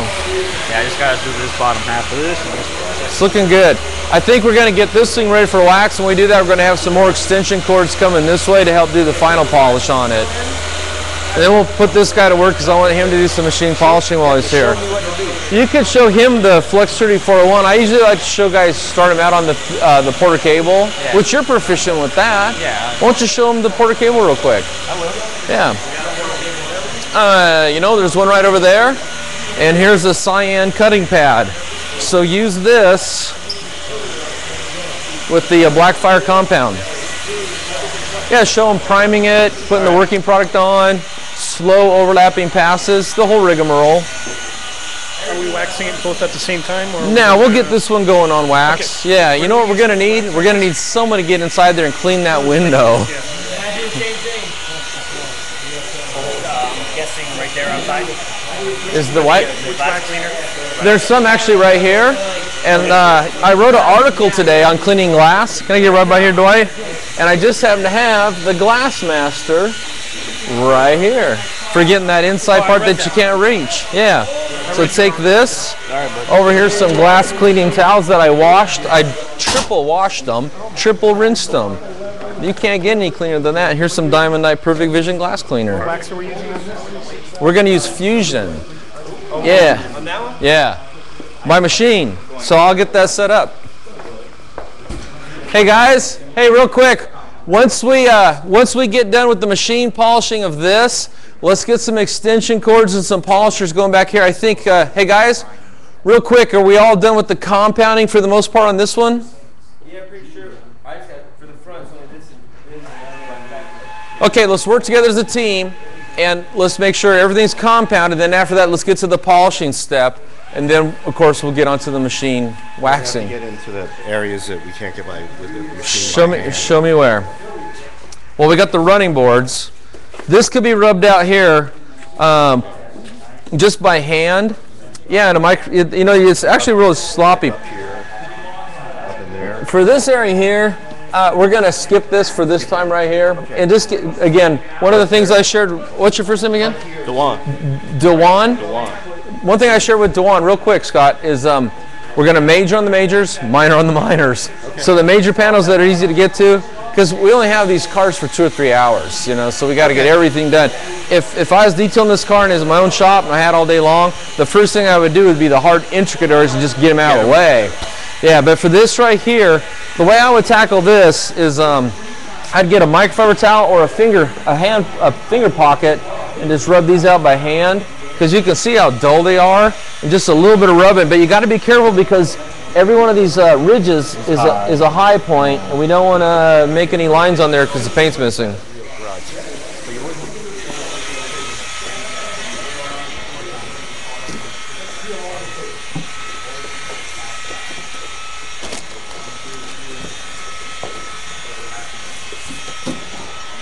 Finger pocket. I'm going to go get another one out of the supply. You know where this is at?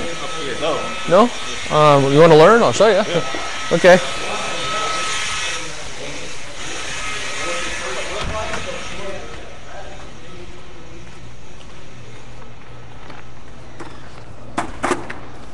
Sometimes, well, you kind of know things can get really hard to find. There's so much stuff here in the warehouse.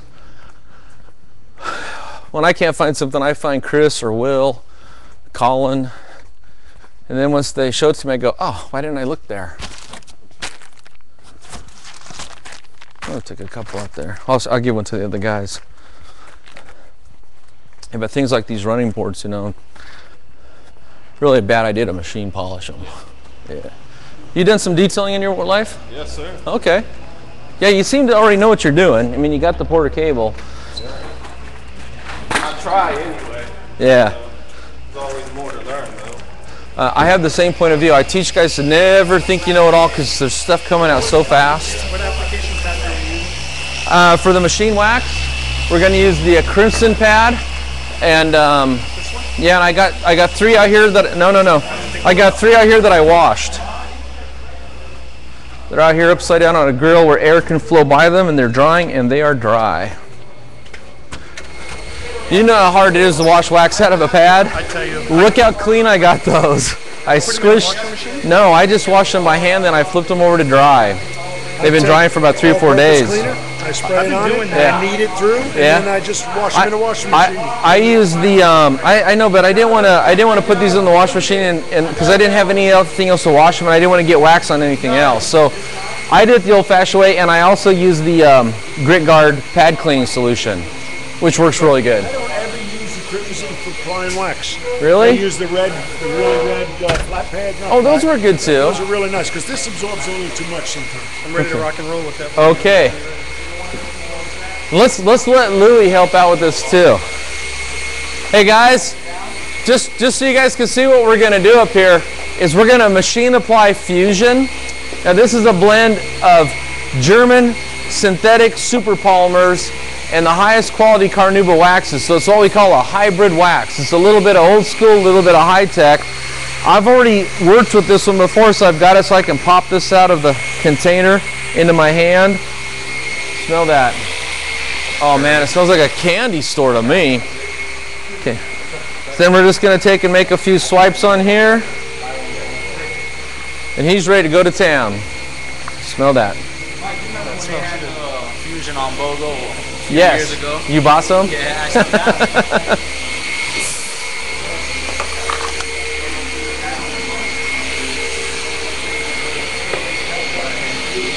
It makes it easier to get it out the next time you clean these, you know.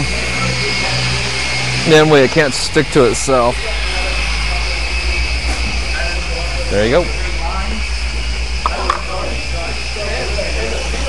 Whoops.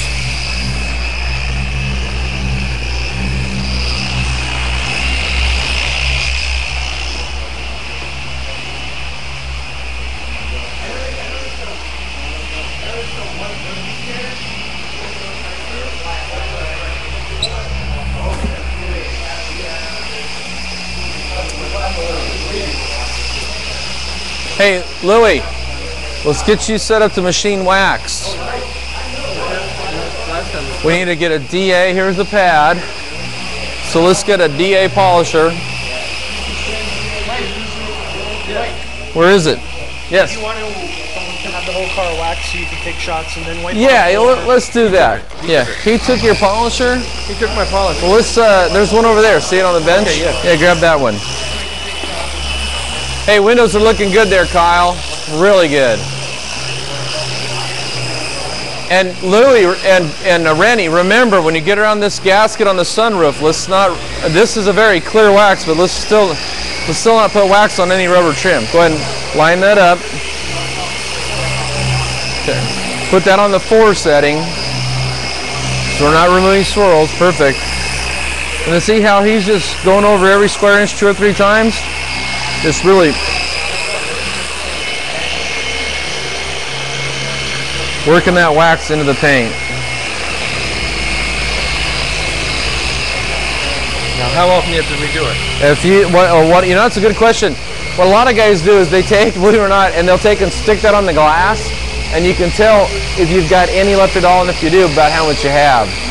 Because it'll leave a big old splotch. See, he's got plenty. You want to see, and it can be hard to see on light colors, but you want a thin, uniform coat. I'm going to set this over here in the lid. If you need some more, just let me know. It came all out.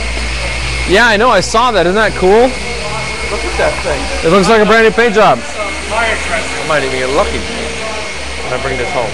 That's right. Remember, I'm mic'd.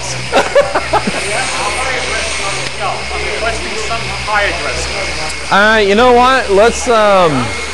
Let's use Optimum Optimon. I'll get some. All you gotta do is throw that microfiber on the top, on the floor. Adam's way. A working tool.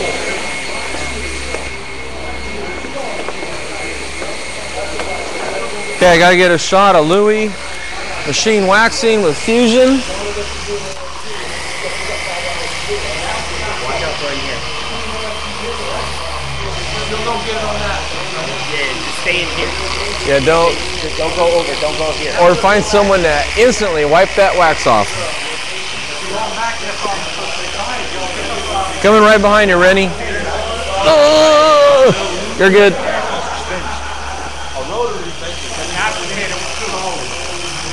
Oh yeah, we'll do.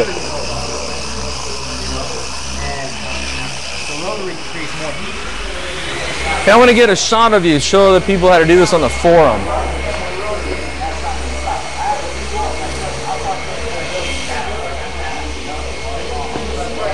Beautiful.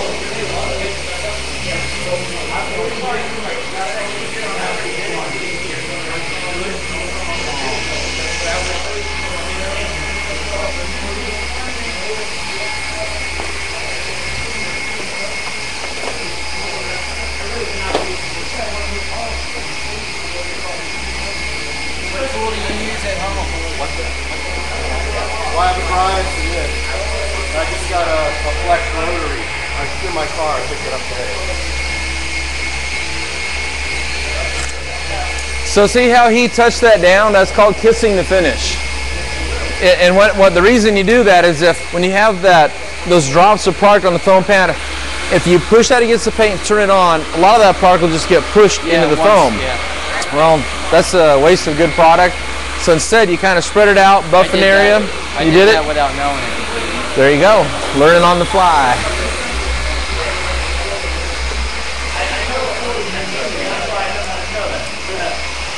Okay, so did he get a chance to use the DA? Quarter cable.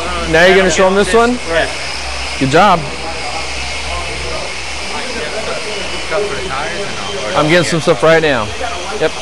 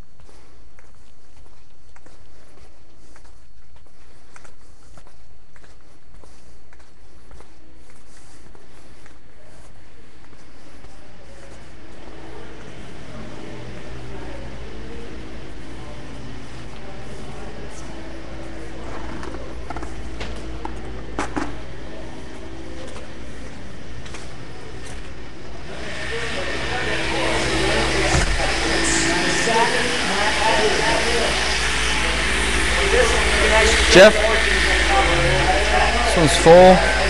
Clean tire swipes. I'm going to put the rest over here.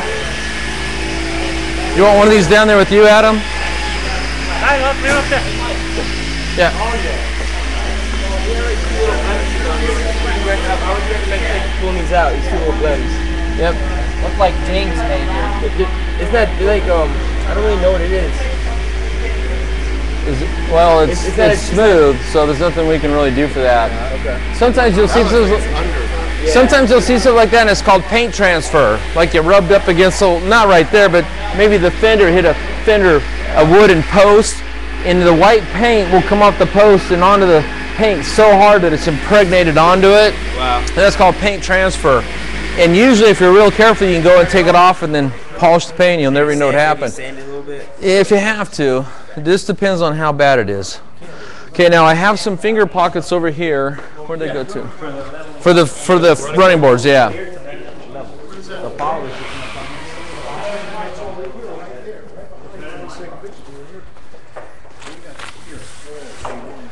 This car's for sale, this blue one. Real nice looking car.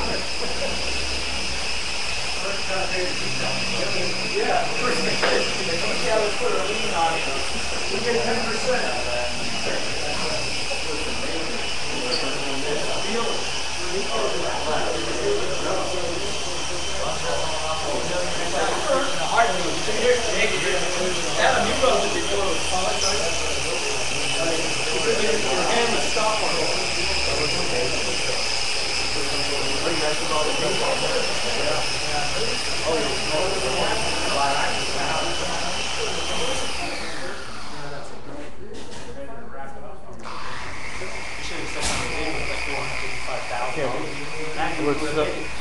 It's so amazing now. Yeah, wait till we get the wax wiped off. That'll be the final look. Yeah, this is gonna come out nice. Those old clear coats actually polish up really nice. Yeah, early clear coat technology, a lot softer, but a real high gloss. Easily create gloss on them, easily.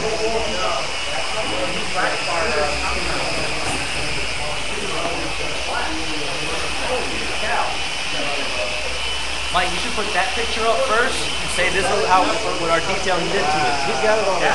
I have that picture on the forum, yeah. Put before and after. Yeah, before and after. So someone might think I was fudging the truth a little bit. Give all the credit. Amazing though, he started it with something so rough and has this. Oh, incredible. You gotta have a passion for cars. And the wrong mindset on building a car is think you're gonna do it in 1 year. That never works out. You guys know what this is? I'm getting the windshield. You want to go ahead? Yeah, I'm gonna do this. I'm just gonna do it this one because it's a little easier than this last. Go ahead, try. What? No, I just need to flex. I'd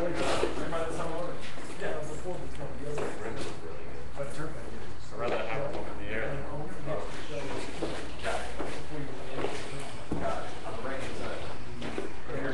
Just tell them it's hard to imagine it's going to look even better with polish on it. Something that looks great now. It does look good. Well, that's just a testimony to how high a caliber those products are. Because, you know, back in the old days, yeah, when you rubbed out a car with compound, it left it looking scoured, you know. I've seen changes in this industry happen so fast. A lot of times they use Comet. What? I've seen them use Comet. Comet as a compound? You know what I'm talking about, right? Powder? I never did it. I wouldn't do it on the other side.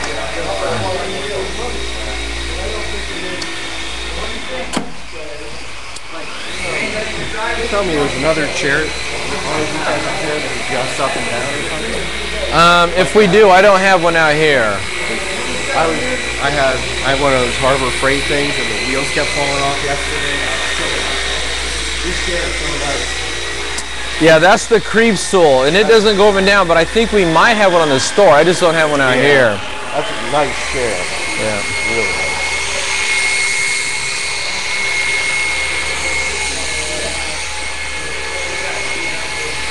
Wow, this looks good. Okay. You put the light on it. Yeah, oh yeah. I took pictures. You'll see them on the forum tomorrow.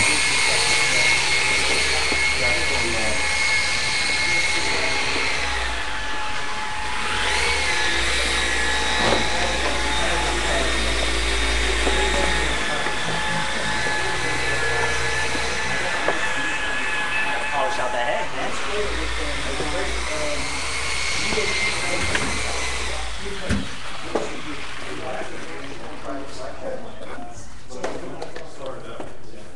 I have to give me some brushes for my pads.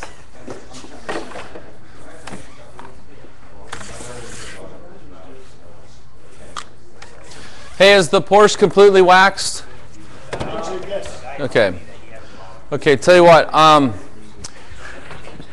we don't want to wait too long to let that wax on there. This is a wipe on, wipe off wax. So tell you what, let me I think I have clean microfiber gloves in the dryer. So I'll go get some, and then we can I don't use them during the day, so you know. then we can all carefully wipe the wax off. You all should be wearing rubber gloves.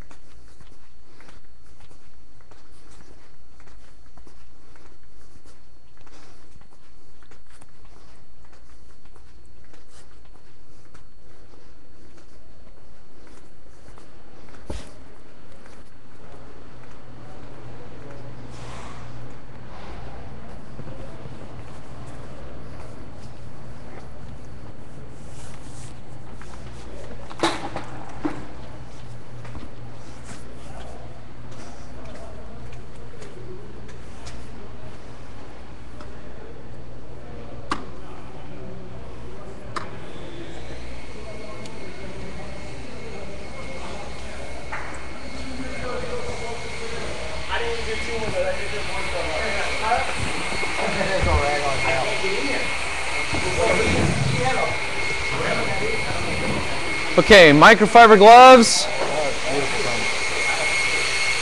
And over here in the cabinet are the green rolled edge microfiber towels.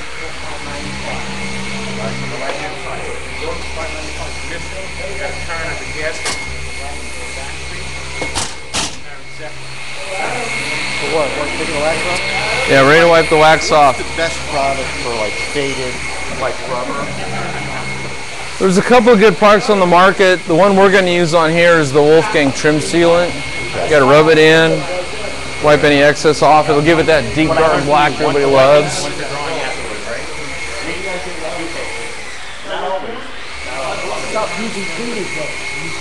Hey guys, hey, just real quick. If you're going to be wiping wax off the truck or the Porsche today, I was saving the green towels for that, but they've been getting used up, so that's okay. Always fold this 4 ways. Put a microfiber glove on. Wear 2 if you want. Break the wax open. Then just gently take little overlapping circular bites off. Real soft and gentle. We don't want to put any tally marks back in now that we've taken them all out. And that's how you do it. Can I have your glove? Yes, you can, because I'm going to start machine polishing over here. Why do you put a microfiber glove on? It gives you grip strength over the towel. Okay. Looks cool on video. Yeah, it's all about presentation. Plus, I just like the way it feels. And as we dirty towels, everybody, there's a towel hamper over here.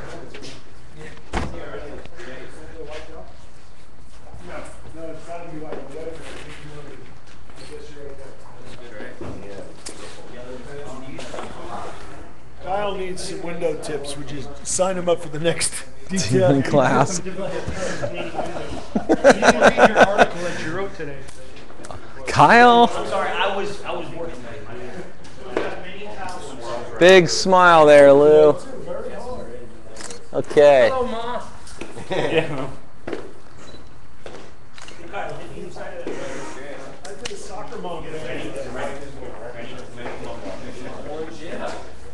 Look at the inside of the window. I'm going to go to that next. You know, Kyle, you're lucky Rennie's here to, you know, play sidewalk supervisor.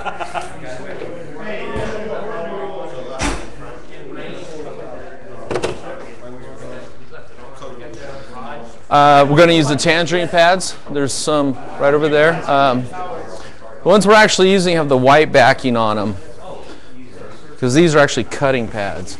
So these would be polishing pads. Yeah, does anybody want to do some machine polishing? We got to knock out the rest of this truck here. We're switching over to DA polishers. We're using the Blackfire Src polish. Orange pads. And orange pads on the things like the DA. Right here. Oh, the Blackfire. Blackfire polish. We're still polishing. We're done with the compounding step. So we're switching over to the polishing step. It looks pretty good though, doesn't it? Yeah. So we just need to change pads and change products. And there's polishes up here, I think. She's supposed to come by tonight. Yeah. Here you go, buddy. I didn't say that.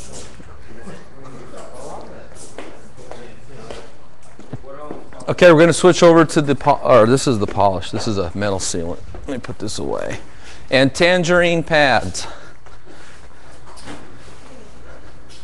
And then we're going to machine wax with Midnight Sun.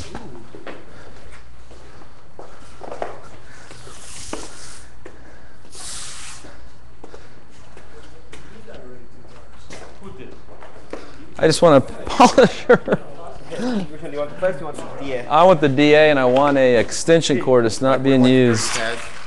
Dirty pads go in the hamper there.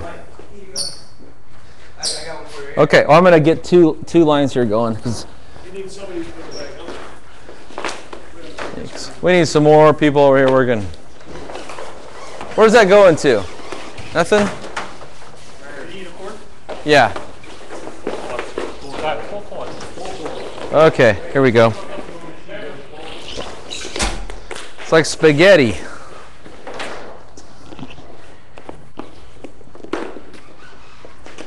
Okay, let's pull the pad off that one. Yeah, changing pads.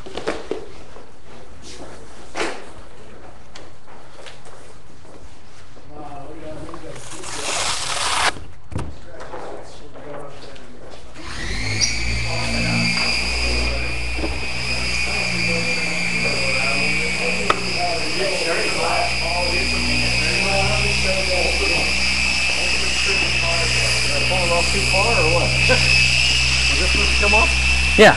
Oh, okay. No. Just like that. Put this on there. I'll take the cutting pad, put that one on there, and I'm back to needing an extension cord. Here we go. Got one. You see the streaks in the grass? From the dirt just every time going up and down? Could you machine polish that out? Or Oh, the scratches? Yeah, see how the scratches are going down, up and down? You can if you got a polish that has cerium oxide in it. Cerium oxide? Cerium oxide, yeah. Cerium oxide.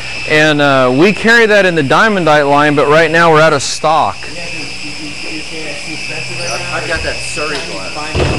Ceriglass has the cerium oxide in it, yes.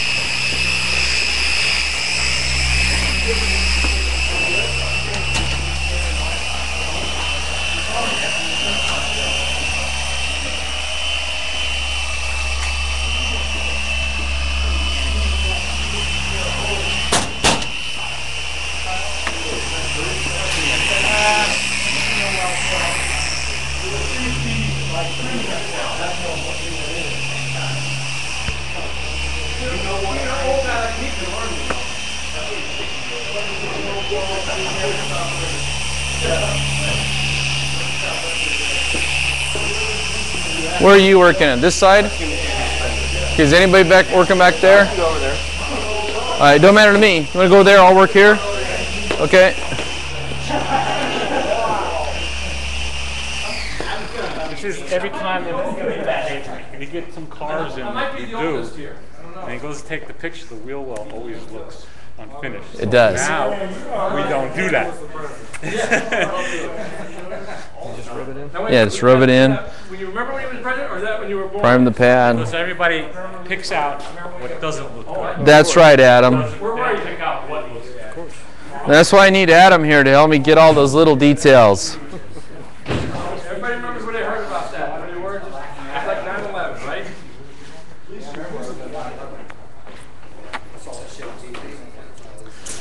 Then put 3 drops like that on.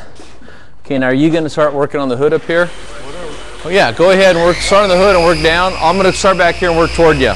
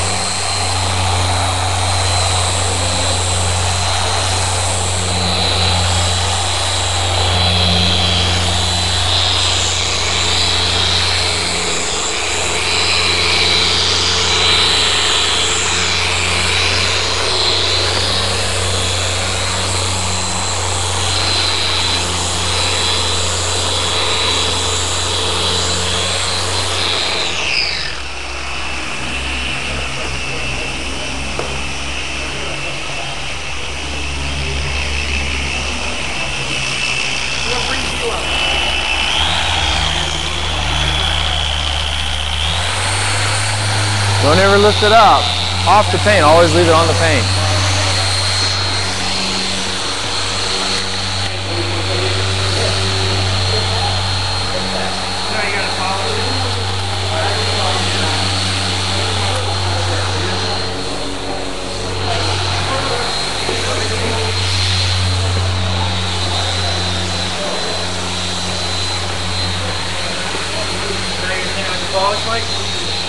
You can wipe this off if you want to. Follow along. No, reach inside, just get anything with a nice fluffy nap to it. Here's a green one you can use.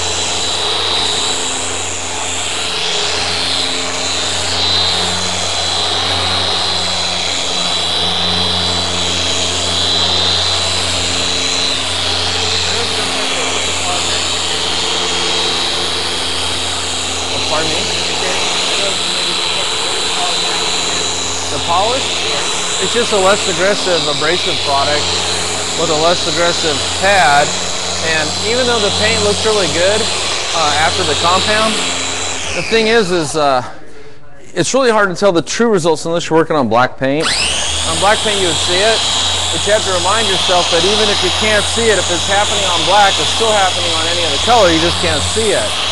So you just want to really bring the paint up to a super high gloss and take the paint.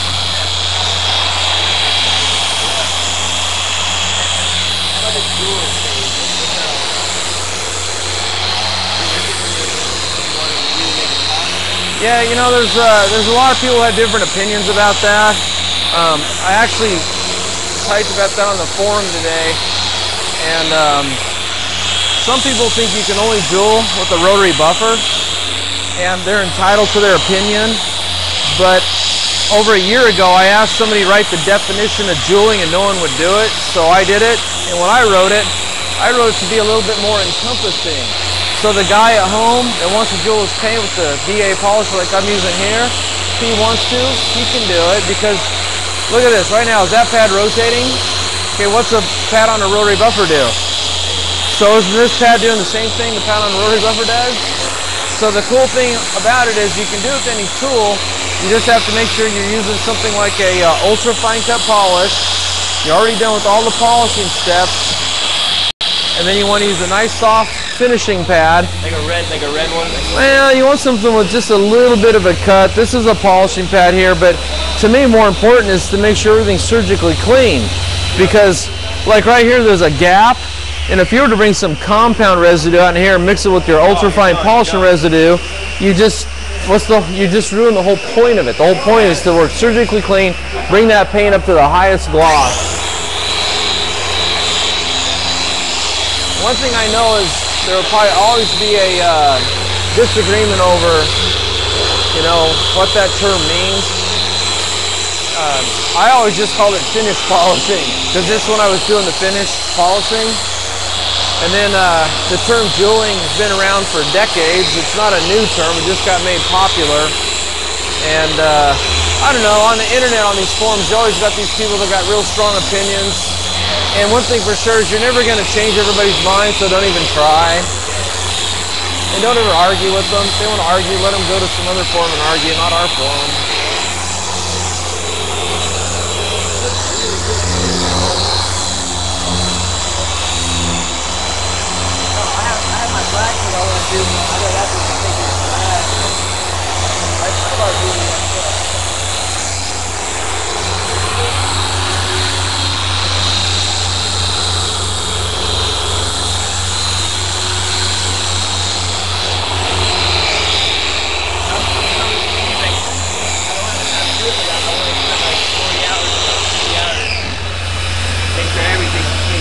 That's ready to wipe off.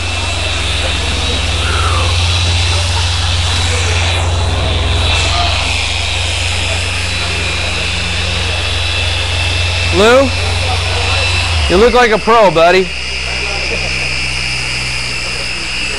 Nervous pro. Maybe want to screw something up here. Can't hardly make a mistake with one of these types of tools unless you drop it on the paint. Pardon me? Oh, that is welting. Usually it could be leather. I think it's usually some sort of, usually it's vinyl. Yeah, it looks like vinyl. Could be like some kind of vinyl. Yeah, can you wipe? They got painted, so the cracks are making a kind of giving a texture to it. We might want to get another microfiber cloth and put a little bit of eraser or something on there.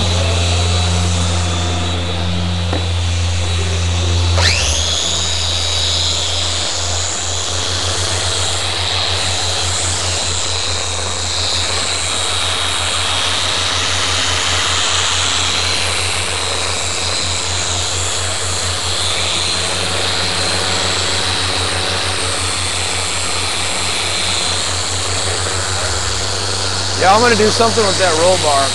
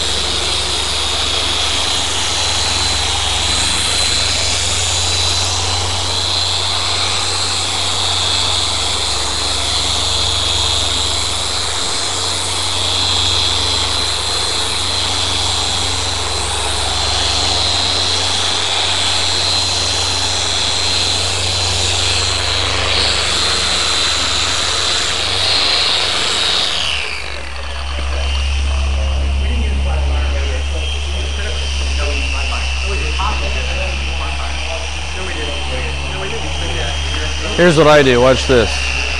Not a big secret, nothing, but put your finger over the tip there, shake it down, ready to go to town.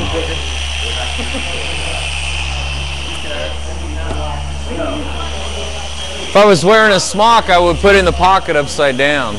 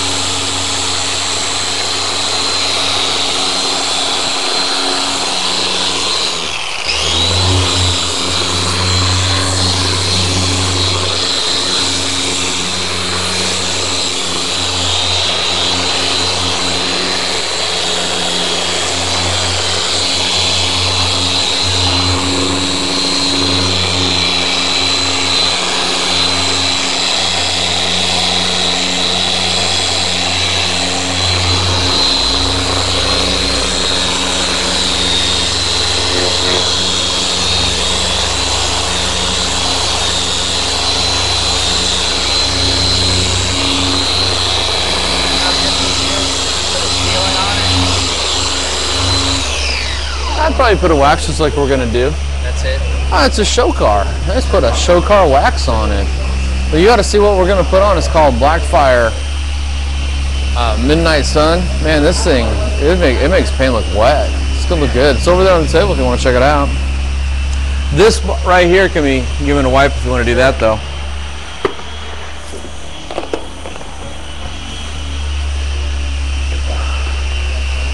Sure, yeah. Why not, right? Why not?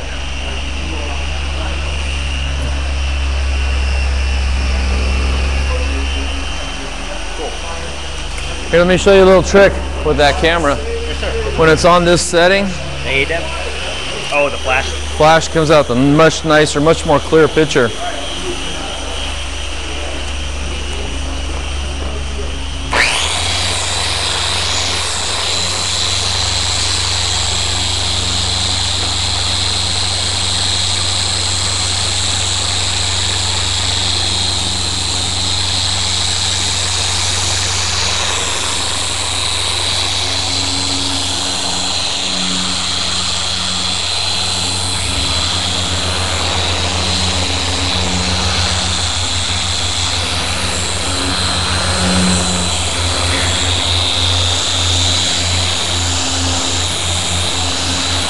One of the things I like about these tools is you can use them with one hand because they're fairly light and compact.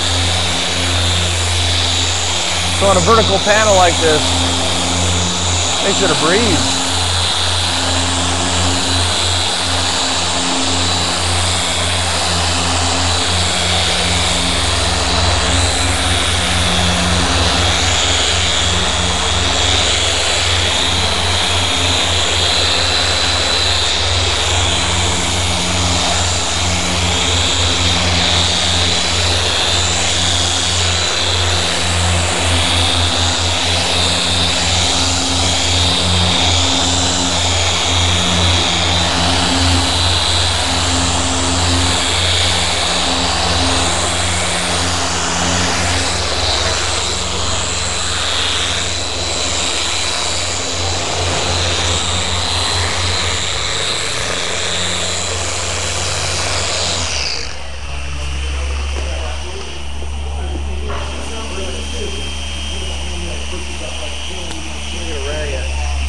In the cabinet there, get one with the big plush nap. Plush nap. There you go. Yeah. Look at that one side, it has a very plush nap. Real gentle to the paint. Because right now we've got this thing so polished, you know, you just want to be careful you don't put any toweling marks back into it.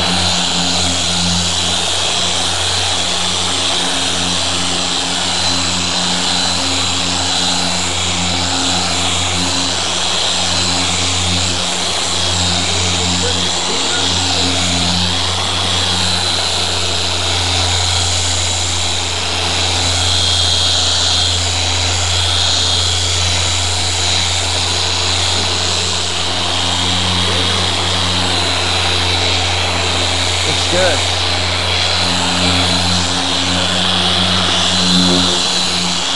I wanted to say that. Oh.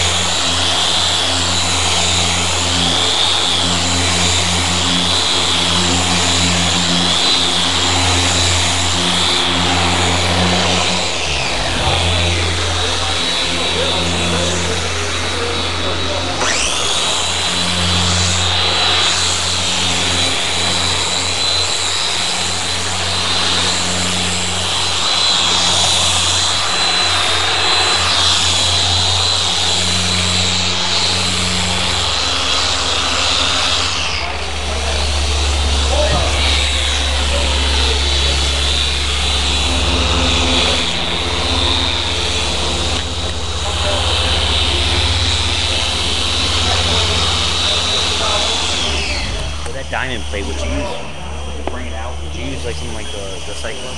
Well, you should have seen it before we buffed it out first. It was completely flat and dull. Yeah, me and Todd machine polished that all out. We used, I think we used Blackfire on it. Yeah, Blackfire metal polish on it. We used the DA and a rotary. Yeah, we tackled first the DA, then we hit it again with the rotary. Like 3 hours on it. Yeah, we used wool pads on it. Oh, it was really bad. Yeah, it looks pretty good now, doesn't it? Yeah, it looks like chrome. Yeah, no, it looks good. Pretty sure it didn't look that good new. Sparkles like a jewel. Say that. So let me knock out this panel real quick here. And I think we're ready for wax. But Kyle, on that note, we never sealed it, and I brought out the Blackfire metal sealant. Someone wants to rub that down, rub it on by hand and wipe it off. Yeah, you can do it by hand or machine. You know what? I'd probably use something like a microfiber, like one of the little square spongy ones.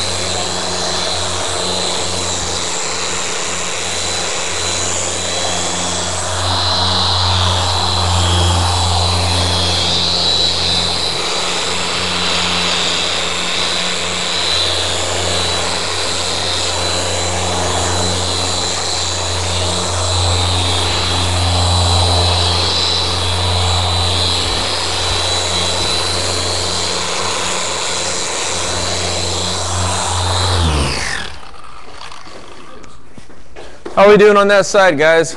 I got the fender and the door, so. I'll come get the door. If you want to. I did that door. You did that door? What's left on that side then? Just probably the running. I don't know. He might. We got the running boards once by hand. That's all we're gonna do on those. Then I got everything. Okay, so you're working back here on this? I'm done with that. I'm just gonna do this right here, the inside. Oh, okay. Nice attention to detail there, Scott.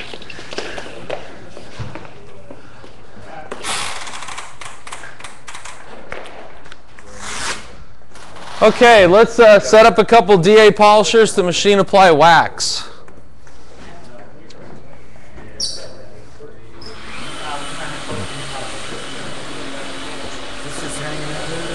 Yeah, we're ready to take that pad off. Yeah, go ahead and wipe the polish off the door. I hit the roll bar along this panel, and you'll see a little bit up to here and down to there. I see it. You didn't hit the top side. Yes, sir.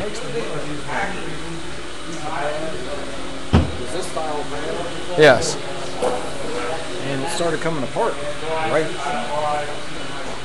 between here. And it was one of his old pads. Yeah. But this white goo started coming out of it. Yeah. Is that because of heat? Well, it's either adhesive or it's built up polish residue. Were you polishing with it? Yeah, I was using 1500. Yeah, so the residue soaks down inside. There's probably a little bit of mixture of everything. A little bit of residue and the adhesive and the heat. And pads don't last forever. That's one thing. You know that. Yeah. Everybody wishes they did, but. Hey, Mike, where is that Oh, it's over on that table, I think.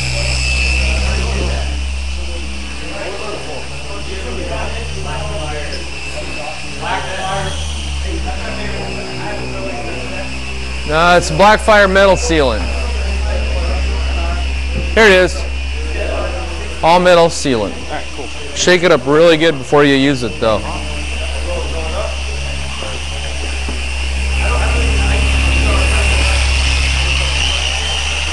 Should have helped walk through his boat.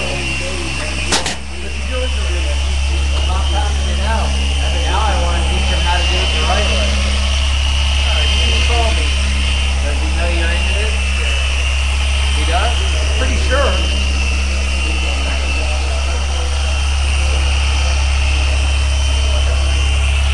Which tools do you have?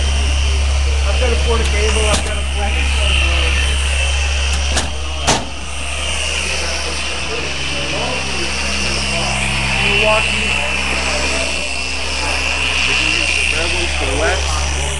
Yeah, I'm gonna go get some right now. No, not that one. No, not those. Those are too thick for the DA. Hold on 1 second. I'll be right back.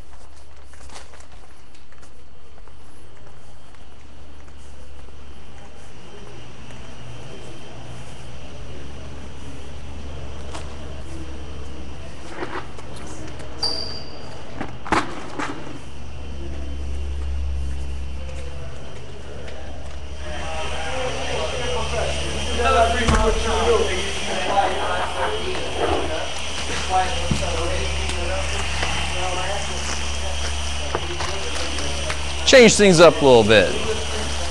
5.5 CCS red wax pads. Real soft, real gentle to the paint.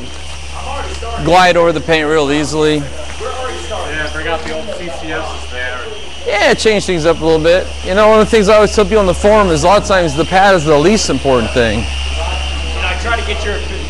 That one? Okay. Okay, I need 2 more DA polishers.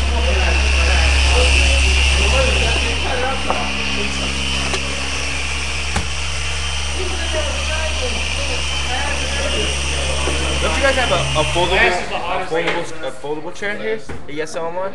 It's like some kind of like, it's like fully customizable. Yeah, it's on the store. I don't have one out here. Do you like it? Compare like that one right there? I do like the full roll around chairs, yes.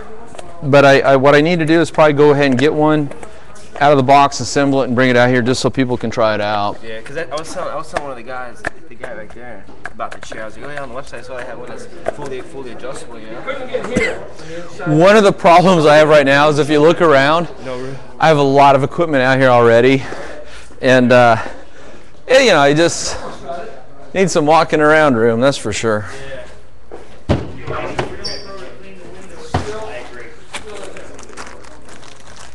How's everything going, Raymond? Yep, good. Nothing yet.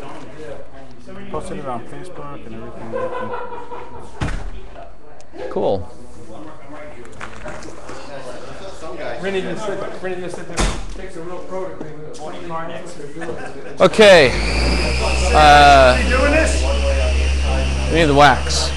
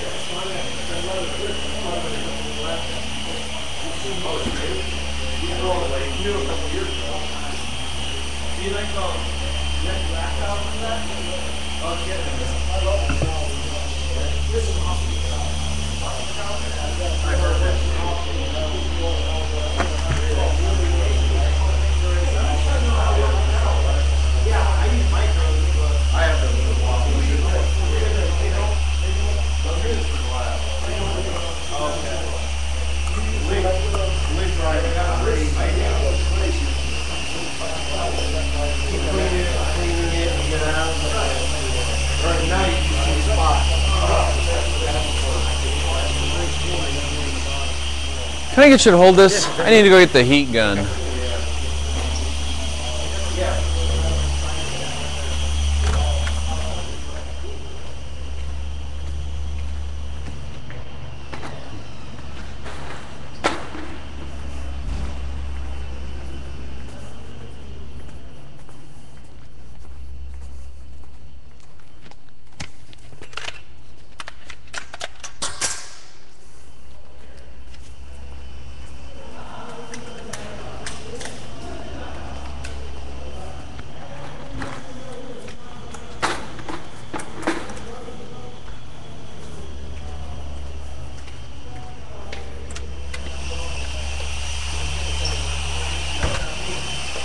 have way too much fun here, Mike, on Thursday nights. Okay, who's got my wax? Okay, we're getting the wax going here. John, you got the wax? Okay. Jeff, can I squeeze by here, please?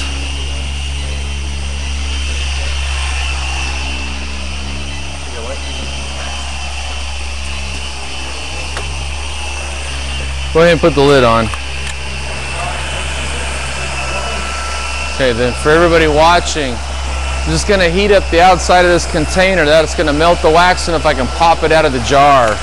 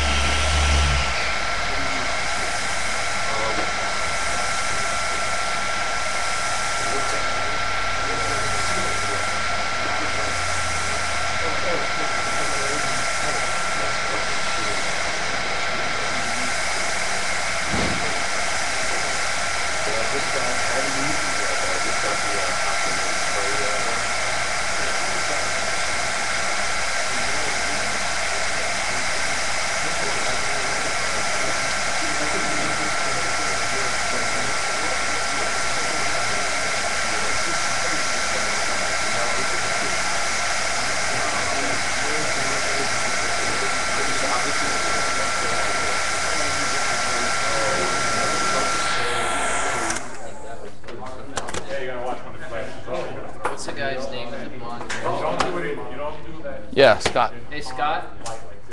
Did you do this part of the paper? No, I did not. You did the door. Fire.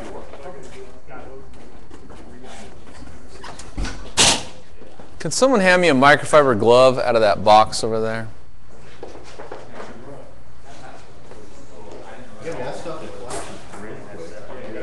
Thank you. Who took the,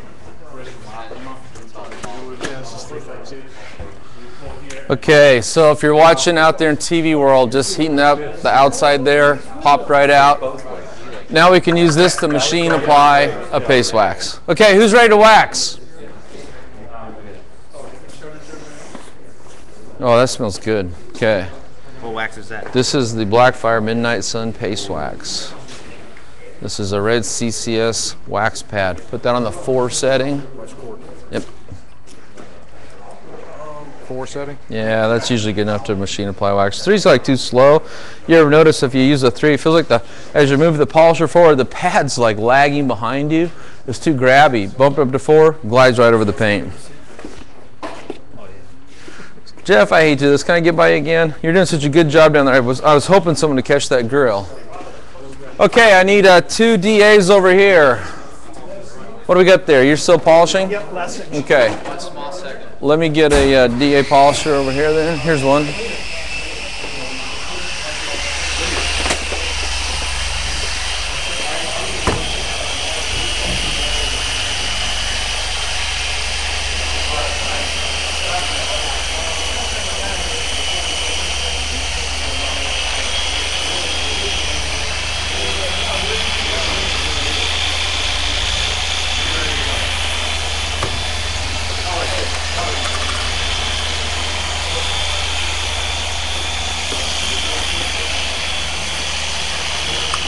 And here we go. Now I just need an extension cord. What kind of microfiber would you like me to use in the back there? You want to use something fluffy, but not one of my good ones? That's what I'm going with. Yep, let's look at no, all these down here are what I would call my utility towels. Yeah, and you want something with a nap like that. That'll work good. Also, anything here, because these are rectangular in shape, so they just don't stack well with the ones that are square in shape. And these all have a big fluffy nap and they're big. They're nice though. Yeah, no, it's okay. Use any of these right here. Oh, hey, thanks, Dwight. Having a good time down here tonight? Oh, yeah. Good. I'll be back, don't worry. Woo!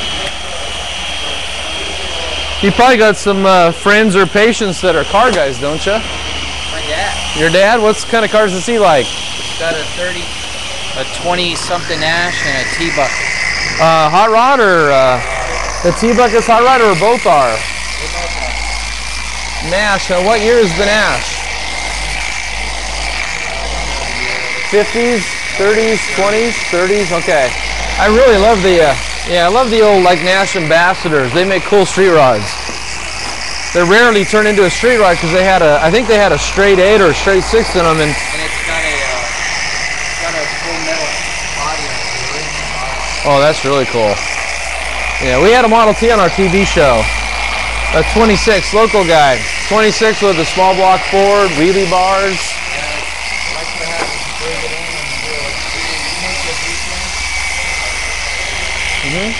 Oh, he'll bring it down anytime.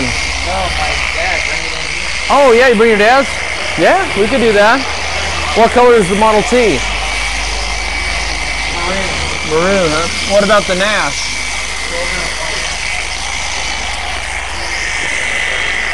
Silver and white, you can't get a lot of depth out of them, but if you clay them and polish them out, you can get them really glossy. And my experience is, I made a lot. This is actually a wipe-on, wipe-off wax. It doesn't have to dry. Should I get a fresh? You really should. Should reach in there and find like a gold one and inspect it. Make sure it's really clean. Yeah, it is. CCS pad. There's a dirty towel bin over there, but there's clean ones in there. Yeah. Look for like the gold ones. Perfect. Just inspect it before you wipe. I think the second soft pad next to a gold.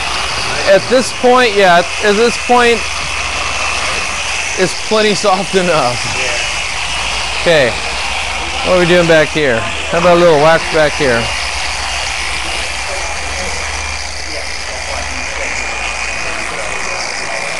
I recently picked up a tailgate for my truck project. No, I got a 78 Chevy 3/4 ton, and I've got a tailgate with the embossed Chevrolet all the way across the back of it.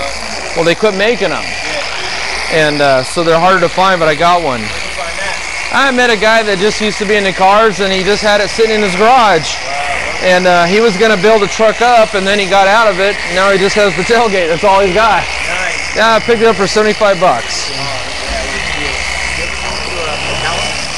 I did. Went up there and I got my transfer case and my springs. Got it all. I'm going to go work on the project truck this weekend, in fact. We're going to pull the front clip off so we can get in and paint the firewall. You did all this. Oh, you did? Oh, this Saturday. Yeah. Hey, you got to work, don't you? No. You don't? Hey, come on over, give me a hand. I was going to invite Randy if he wanted to.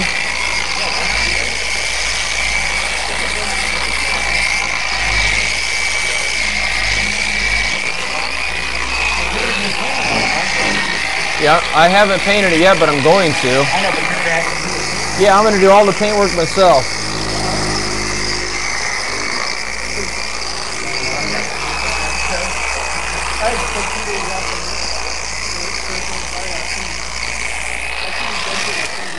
Okay, I don't know if I got this roll bar or not, but I'm going to hit it anyway.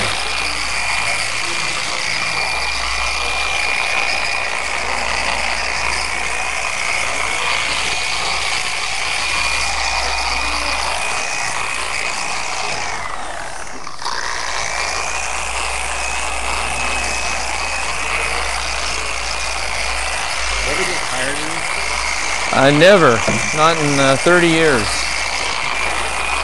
I've done just about all areas of automotive, so engines, transmissions, rear ends, transfer cases, suspensions, and I like doing all of it, especially my own stuff, but my favorite part is when all the hard work is done, okay? You got the motor back in, tranny back in, brakes are rebuilt. My favorite part is making it shiny. I find it relaxing, you know. You talking about your truck? I'm fine just talking about showing people how to detail cars and detailing them on my own. How you coming with your truck? My truck is waiting for you to come over and help me with it. I've got to go work on it this Saturday. I'm going to pull the front clip off and get the firewall ready for paint. And Louie over here is taking apart a 1973 Corvette, and he said I can have the Turbo 400 short shaft out of it because I need a Turbo 400 short shaft. I got my transfer case. It's a Dodge NP205, so it's a divorce transfer case. I got my big block, so all I need now is the transmission.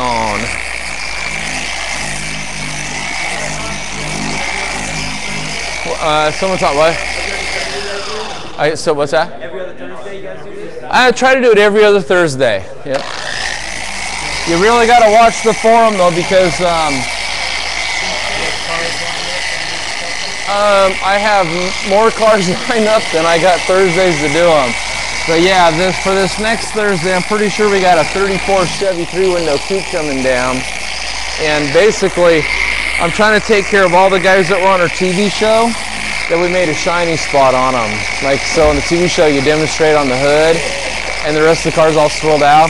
I got Blinky and his 1948 Cadillac convertible. I only buffed out a section on the trunk lid. Red, a red 48 Caddy convertible. It's beautiful. Big car, and on TV, you know, on TV things can be deceiving because on TV it looks pretty good. It's all swirled out. Yeah. Our show is called What's in Autogeek's Garage. It's on every Sunday and every Monday. No. The car is where you get all these. Oh, I go down to Gweeds. Yeah, go down there, hang out, talk to all the guys. And has this been waxed? Okay, it looks waxed, doesn't it? Yeah, it looks great. It looks good.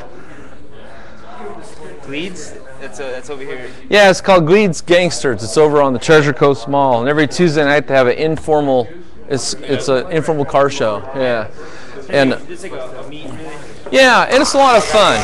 Yeah, and if you got a car, I think their cutoff is like 1978 or 83. They're pretty lenient. So if you got a semi-old car, you can actually drive in. It's $3 to drive in. I take my Jimmy and go inside all the time. 75. Yeah, I usually pop the hood. It's got a 454 big block, and you know they don't come that way. If you want one, you got to put one in. And I put my own in, so. I'm about to get my own house, so I can't get my house.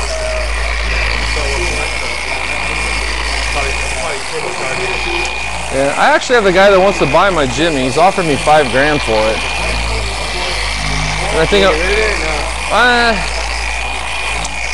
well, once I get the other truck done, I won't need it.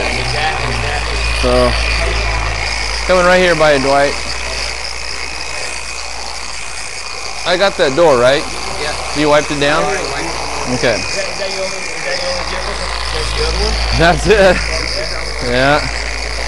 I get about 8 miles to the gallon with it. But it's paid for, so I don't, you know, I got no car payment. I only get about 11.5.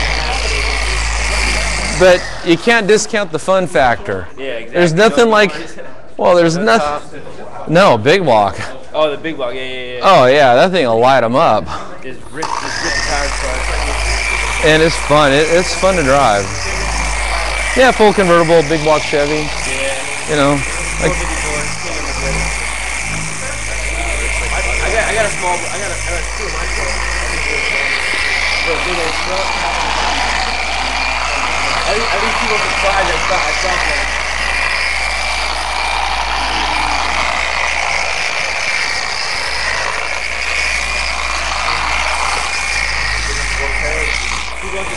It's a big truck, that's so much junk.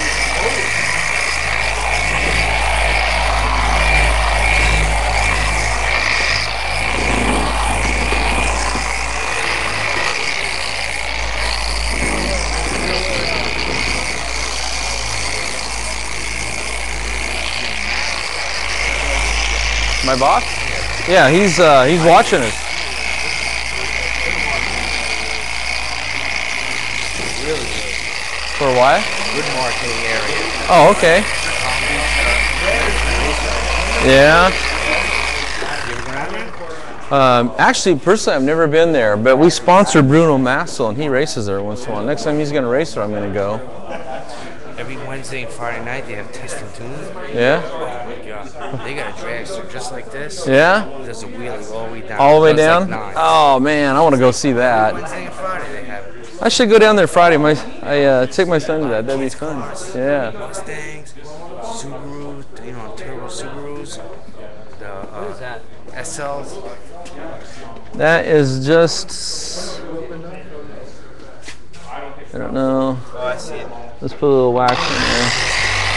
Whatever it is, we're not going to try to buff it out, so carefully just wipe that off. Always have that folded 4 ways.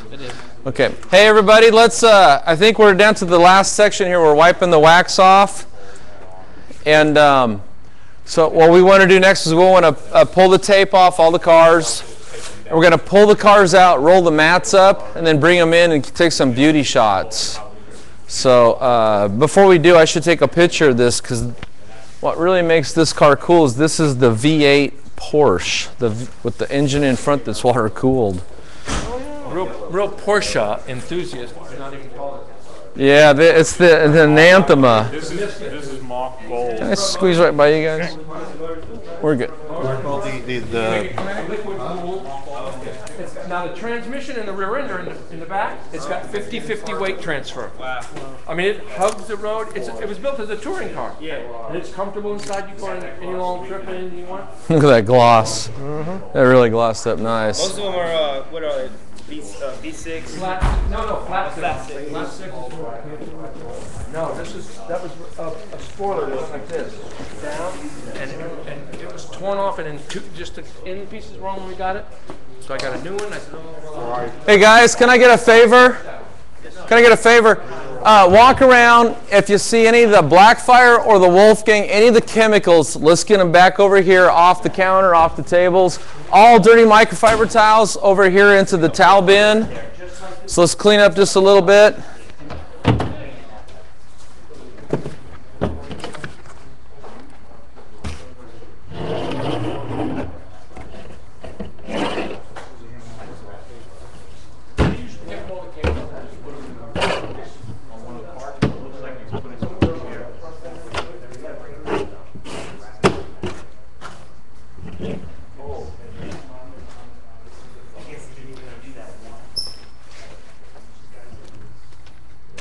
If you see any empty water bottles, any garbage, get them to a garbage can. Yeah, that would go over there on the table. It went down.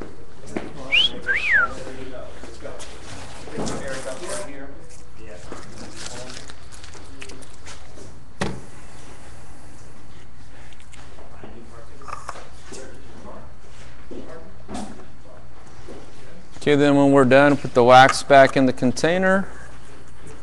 Once it's been broken in like this, it's real easy to use again by machine.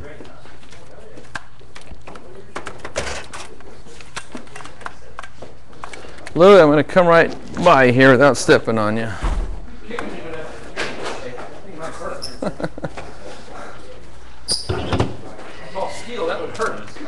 Would never think about it. I am. Because it's not... Oops, sorry. It's not going to get washed with all my polishing products. Good question, though.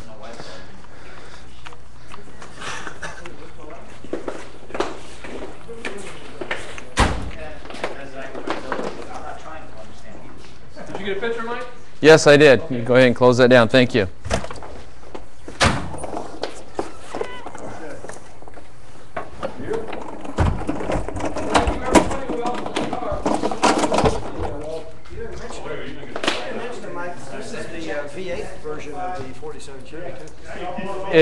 But they never came that way, did they? Yeah. Yeah, the V8 wasn't introduced till 1954, 55.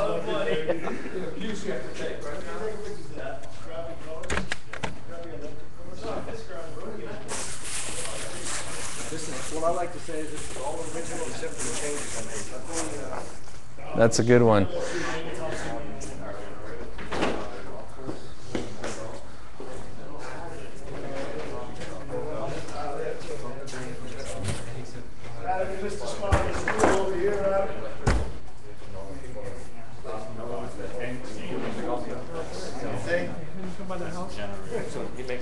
Hey.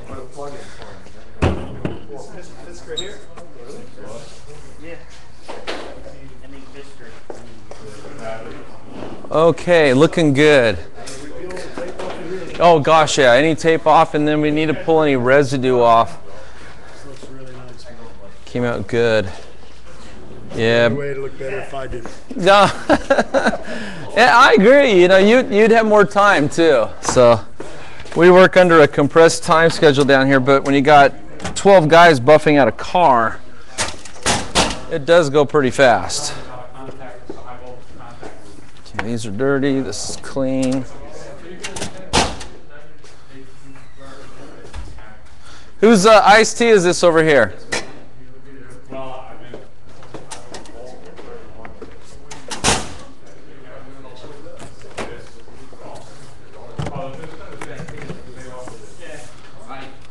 Okay, just want to make sure it's not forgotten. Yeah, garbage. I can take it out of here, right? What's that? I can take it out of here, right? Yeah, oh heck yeah. I'm sorry. I do that all the time, walk in front of the photographers. On 220 to 5 hours. On 110 to 12 hours. So a lot of guys are probably pushing 220. Okay, tell you what we're gonna do is I have to. I'll have you back your truck out, Louie. I'm gonna have you pull yours out, and hey guys, I'm open to suggestions. What do you say we? I'm gonna guess. Let's have you back your Lou. After we pull them out, we're gonna pull the mats back. Let me have you back your truck up, kind of where it's at here, and then Louie, why don't you bring yours and put it right next to it right here? Okay. Yep. So yeah, no. Yeah, no, back in. So he's going to basically take your place, and you're going to just park right next to him, and then we'll shoot that way towards the wall for the beauty shots. So let's do it. Open the door. Yes.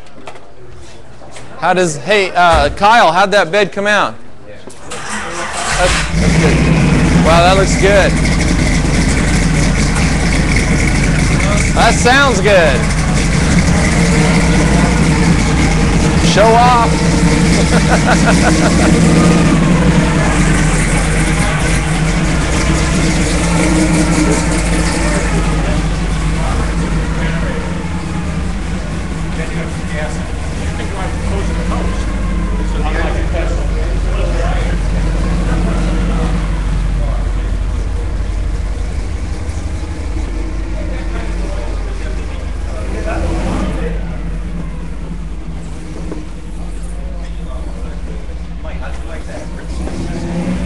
Oh, I like it.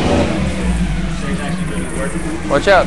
Yeah, no, it works great. In fact, you know, the way the our society's going is it's gonna be harder and harder in the future to wash your car with a normal car wash.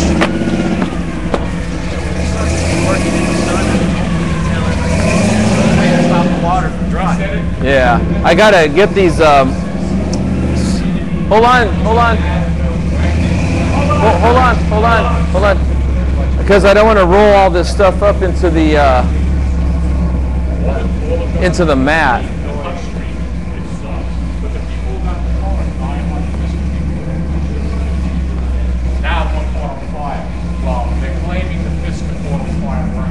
Microfiber broom. Works good.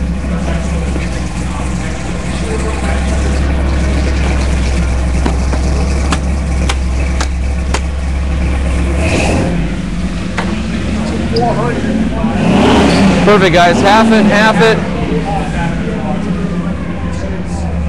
And let's put it right against this wall when it gets all tightened up. Stick it right here, guys. That's good. Stick it right here against the wall so it's not a trip hazard. Perfect. One more. Yeah, place Where do you want that? right here when they're done.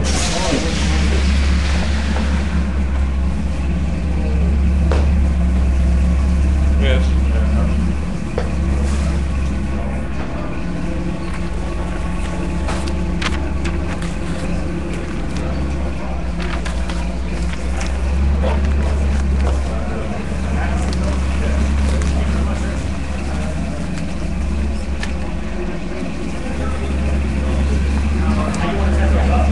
on in, buddy.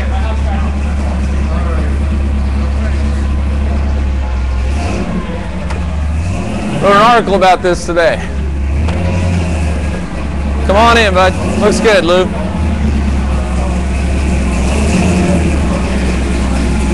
Perfect.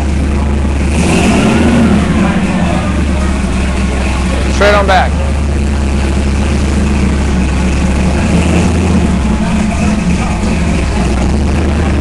Keep coming. Keep coming. Let's call that good right there. Good. All right, that sounds good. When we get our pictures taken, I'll have them pop the hood so we can check out the tilt front end and hot rod engine. Sounds good, Lou.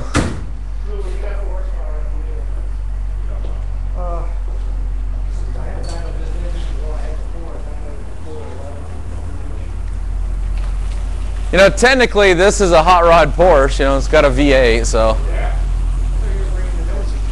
No, I want to shoot the front of them towards the show car garage sign. Looking good. Looking good. Okay, start cranking it. Tighten it right up. Get it right here, buddy. There you go.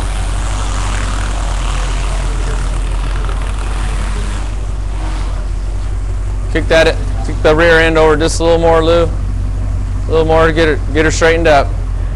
There you go. Perfect. Now. Lights on or off?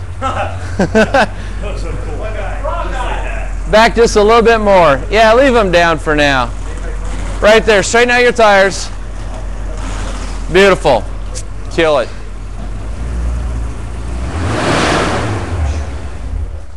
That's just so I can show you it has noise. Yeah, reminds me of the old Bug-Eye Sprites, the Austin Healey Bug-Eye Sprites. But they stayed up. But they stayed up, that's right. That is sweet. What do you guys think? Pretty nice? This is the first time I think we've knocked out 2 cars in one night. So this was, I called this the double trouble on the forum.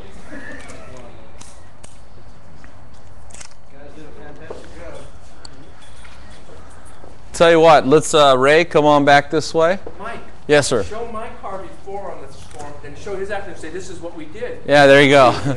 We massaged the Porsche into a Chevy. Okay.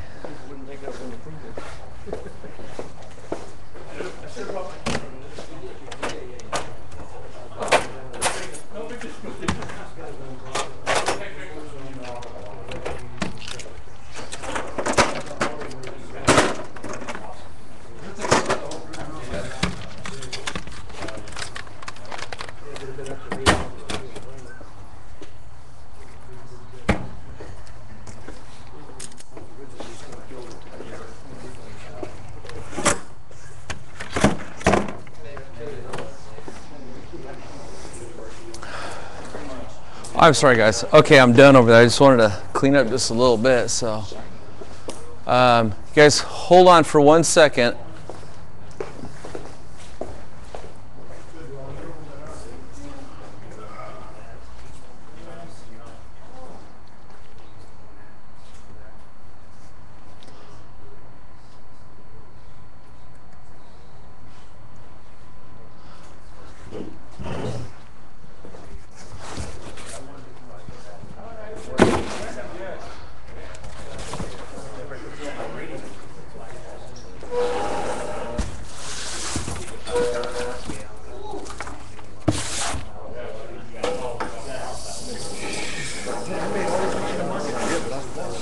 I don't want this in the pictures all. Okay, looks good.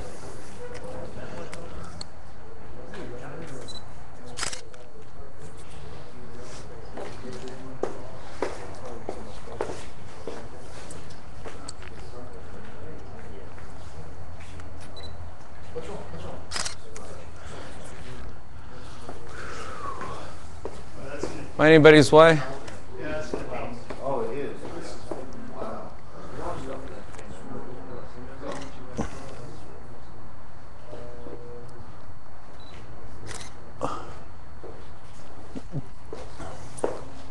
I'm going to go get a step stool because I like to get these shots that are just directly overhead. Good job, guys. If you look at the paint, it looks good. It's clear, it's glossy. You know, we had to be very careful with the Porsche because a lot of the paint there was original, and we didn't want to cause any damage. And it looks really clear and glossy now. Go 10 miles. That's 10 miles an hour faster. It'll go. Sure it was. Get better miles per gallon. When my wife drives it, 8 miles to the gallon. She just got a brand new little Fiat to go around. That was her everyday car for like 3 years. That's all that. Almost more than were automatic than 5-speed.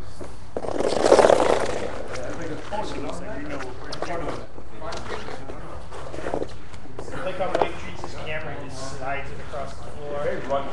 It's a rugged camera. Wonders why you can no longer drink the eyeball.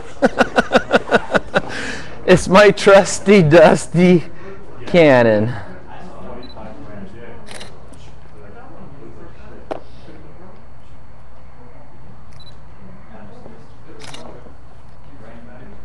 Oh, yeah.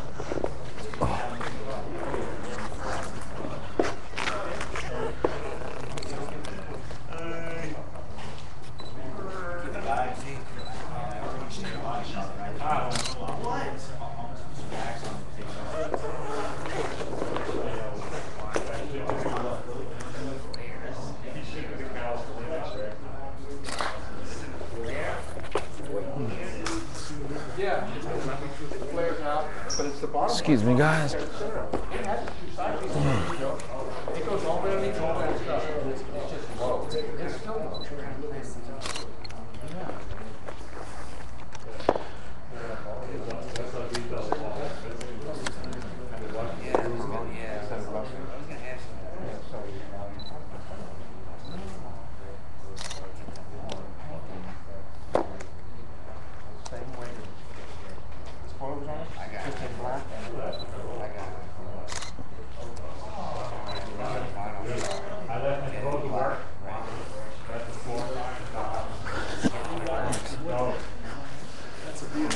I think you should have hold this. I'm going to be right back. I go get a step stool. Hey, excuse me, ready? Walking through.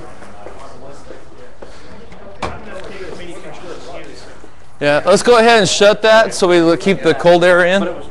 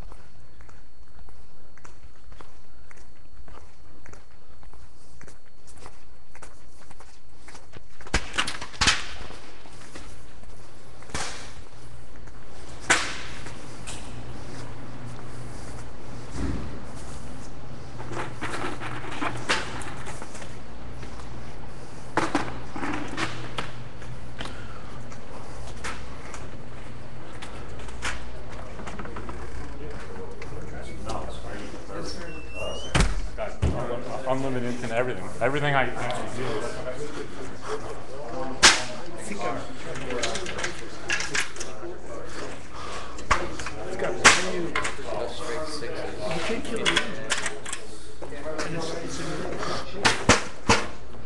Okay.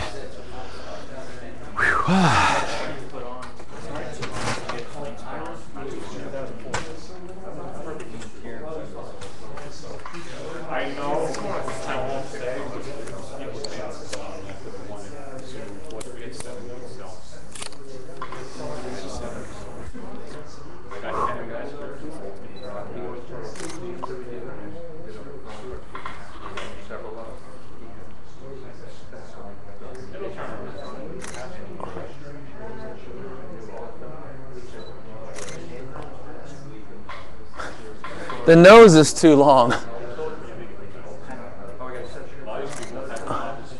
There we go.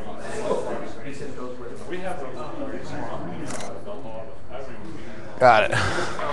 See, it's the hood shot. I'm going to copy you. Go for it. Yeah. It's the shot of how you get the hood shot. It always has to step you up, doesn't it? I guess you couldn't hang a harness from the straps. Did you install this before? Yes. Hard to do? No, very, very easy. Snaps together. A 3-year-old could do it. And if you get one, get the race deck. Yeah, get the race deck Tough Guard. One word, Tough Guard. See how shiny it is? Everything wipes off easy.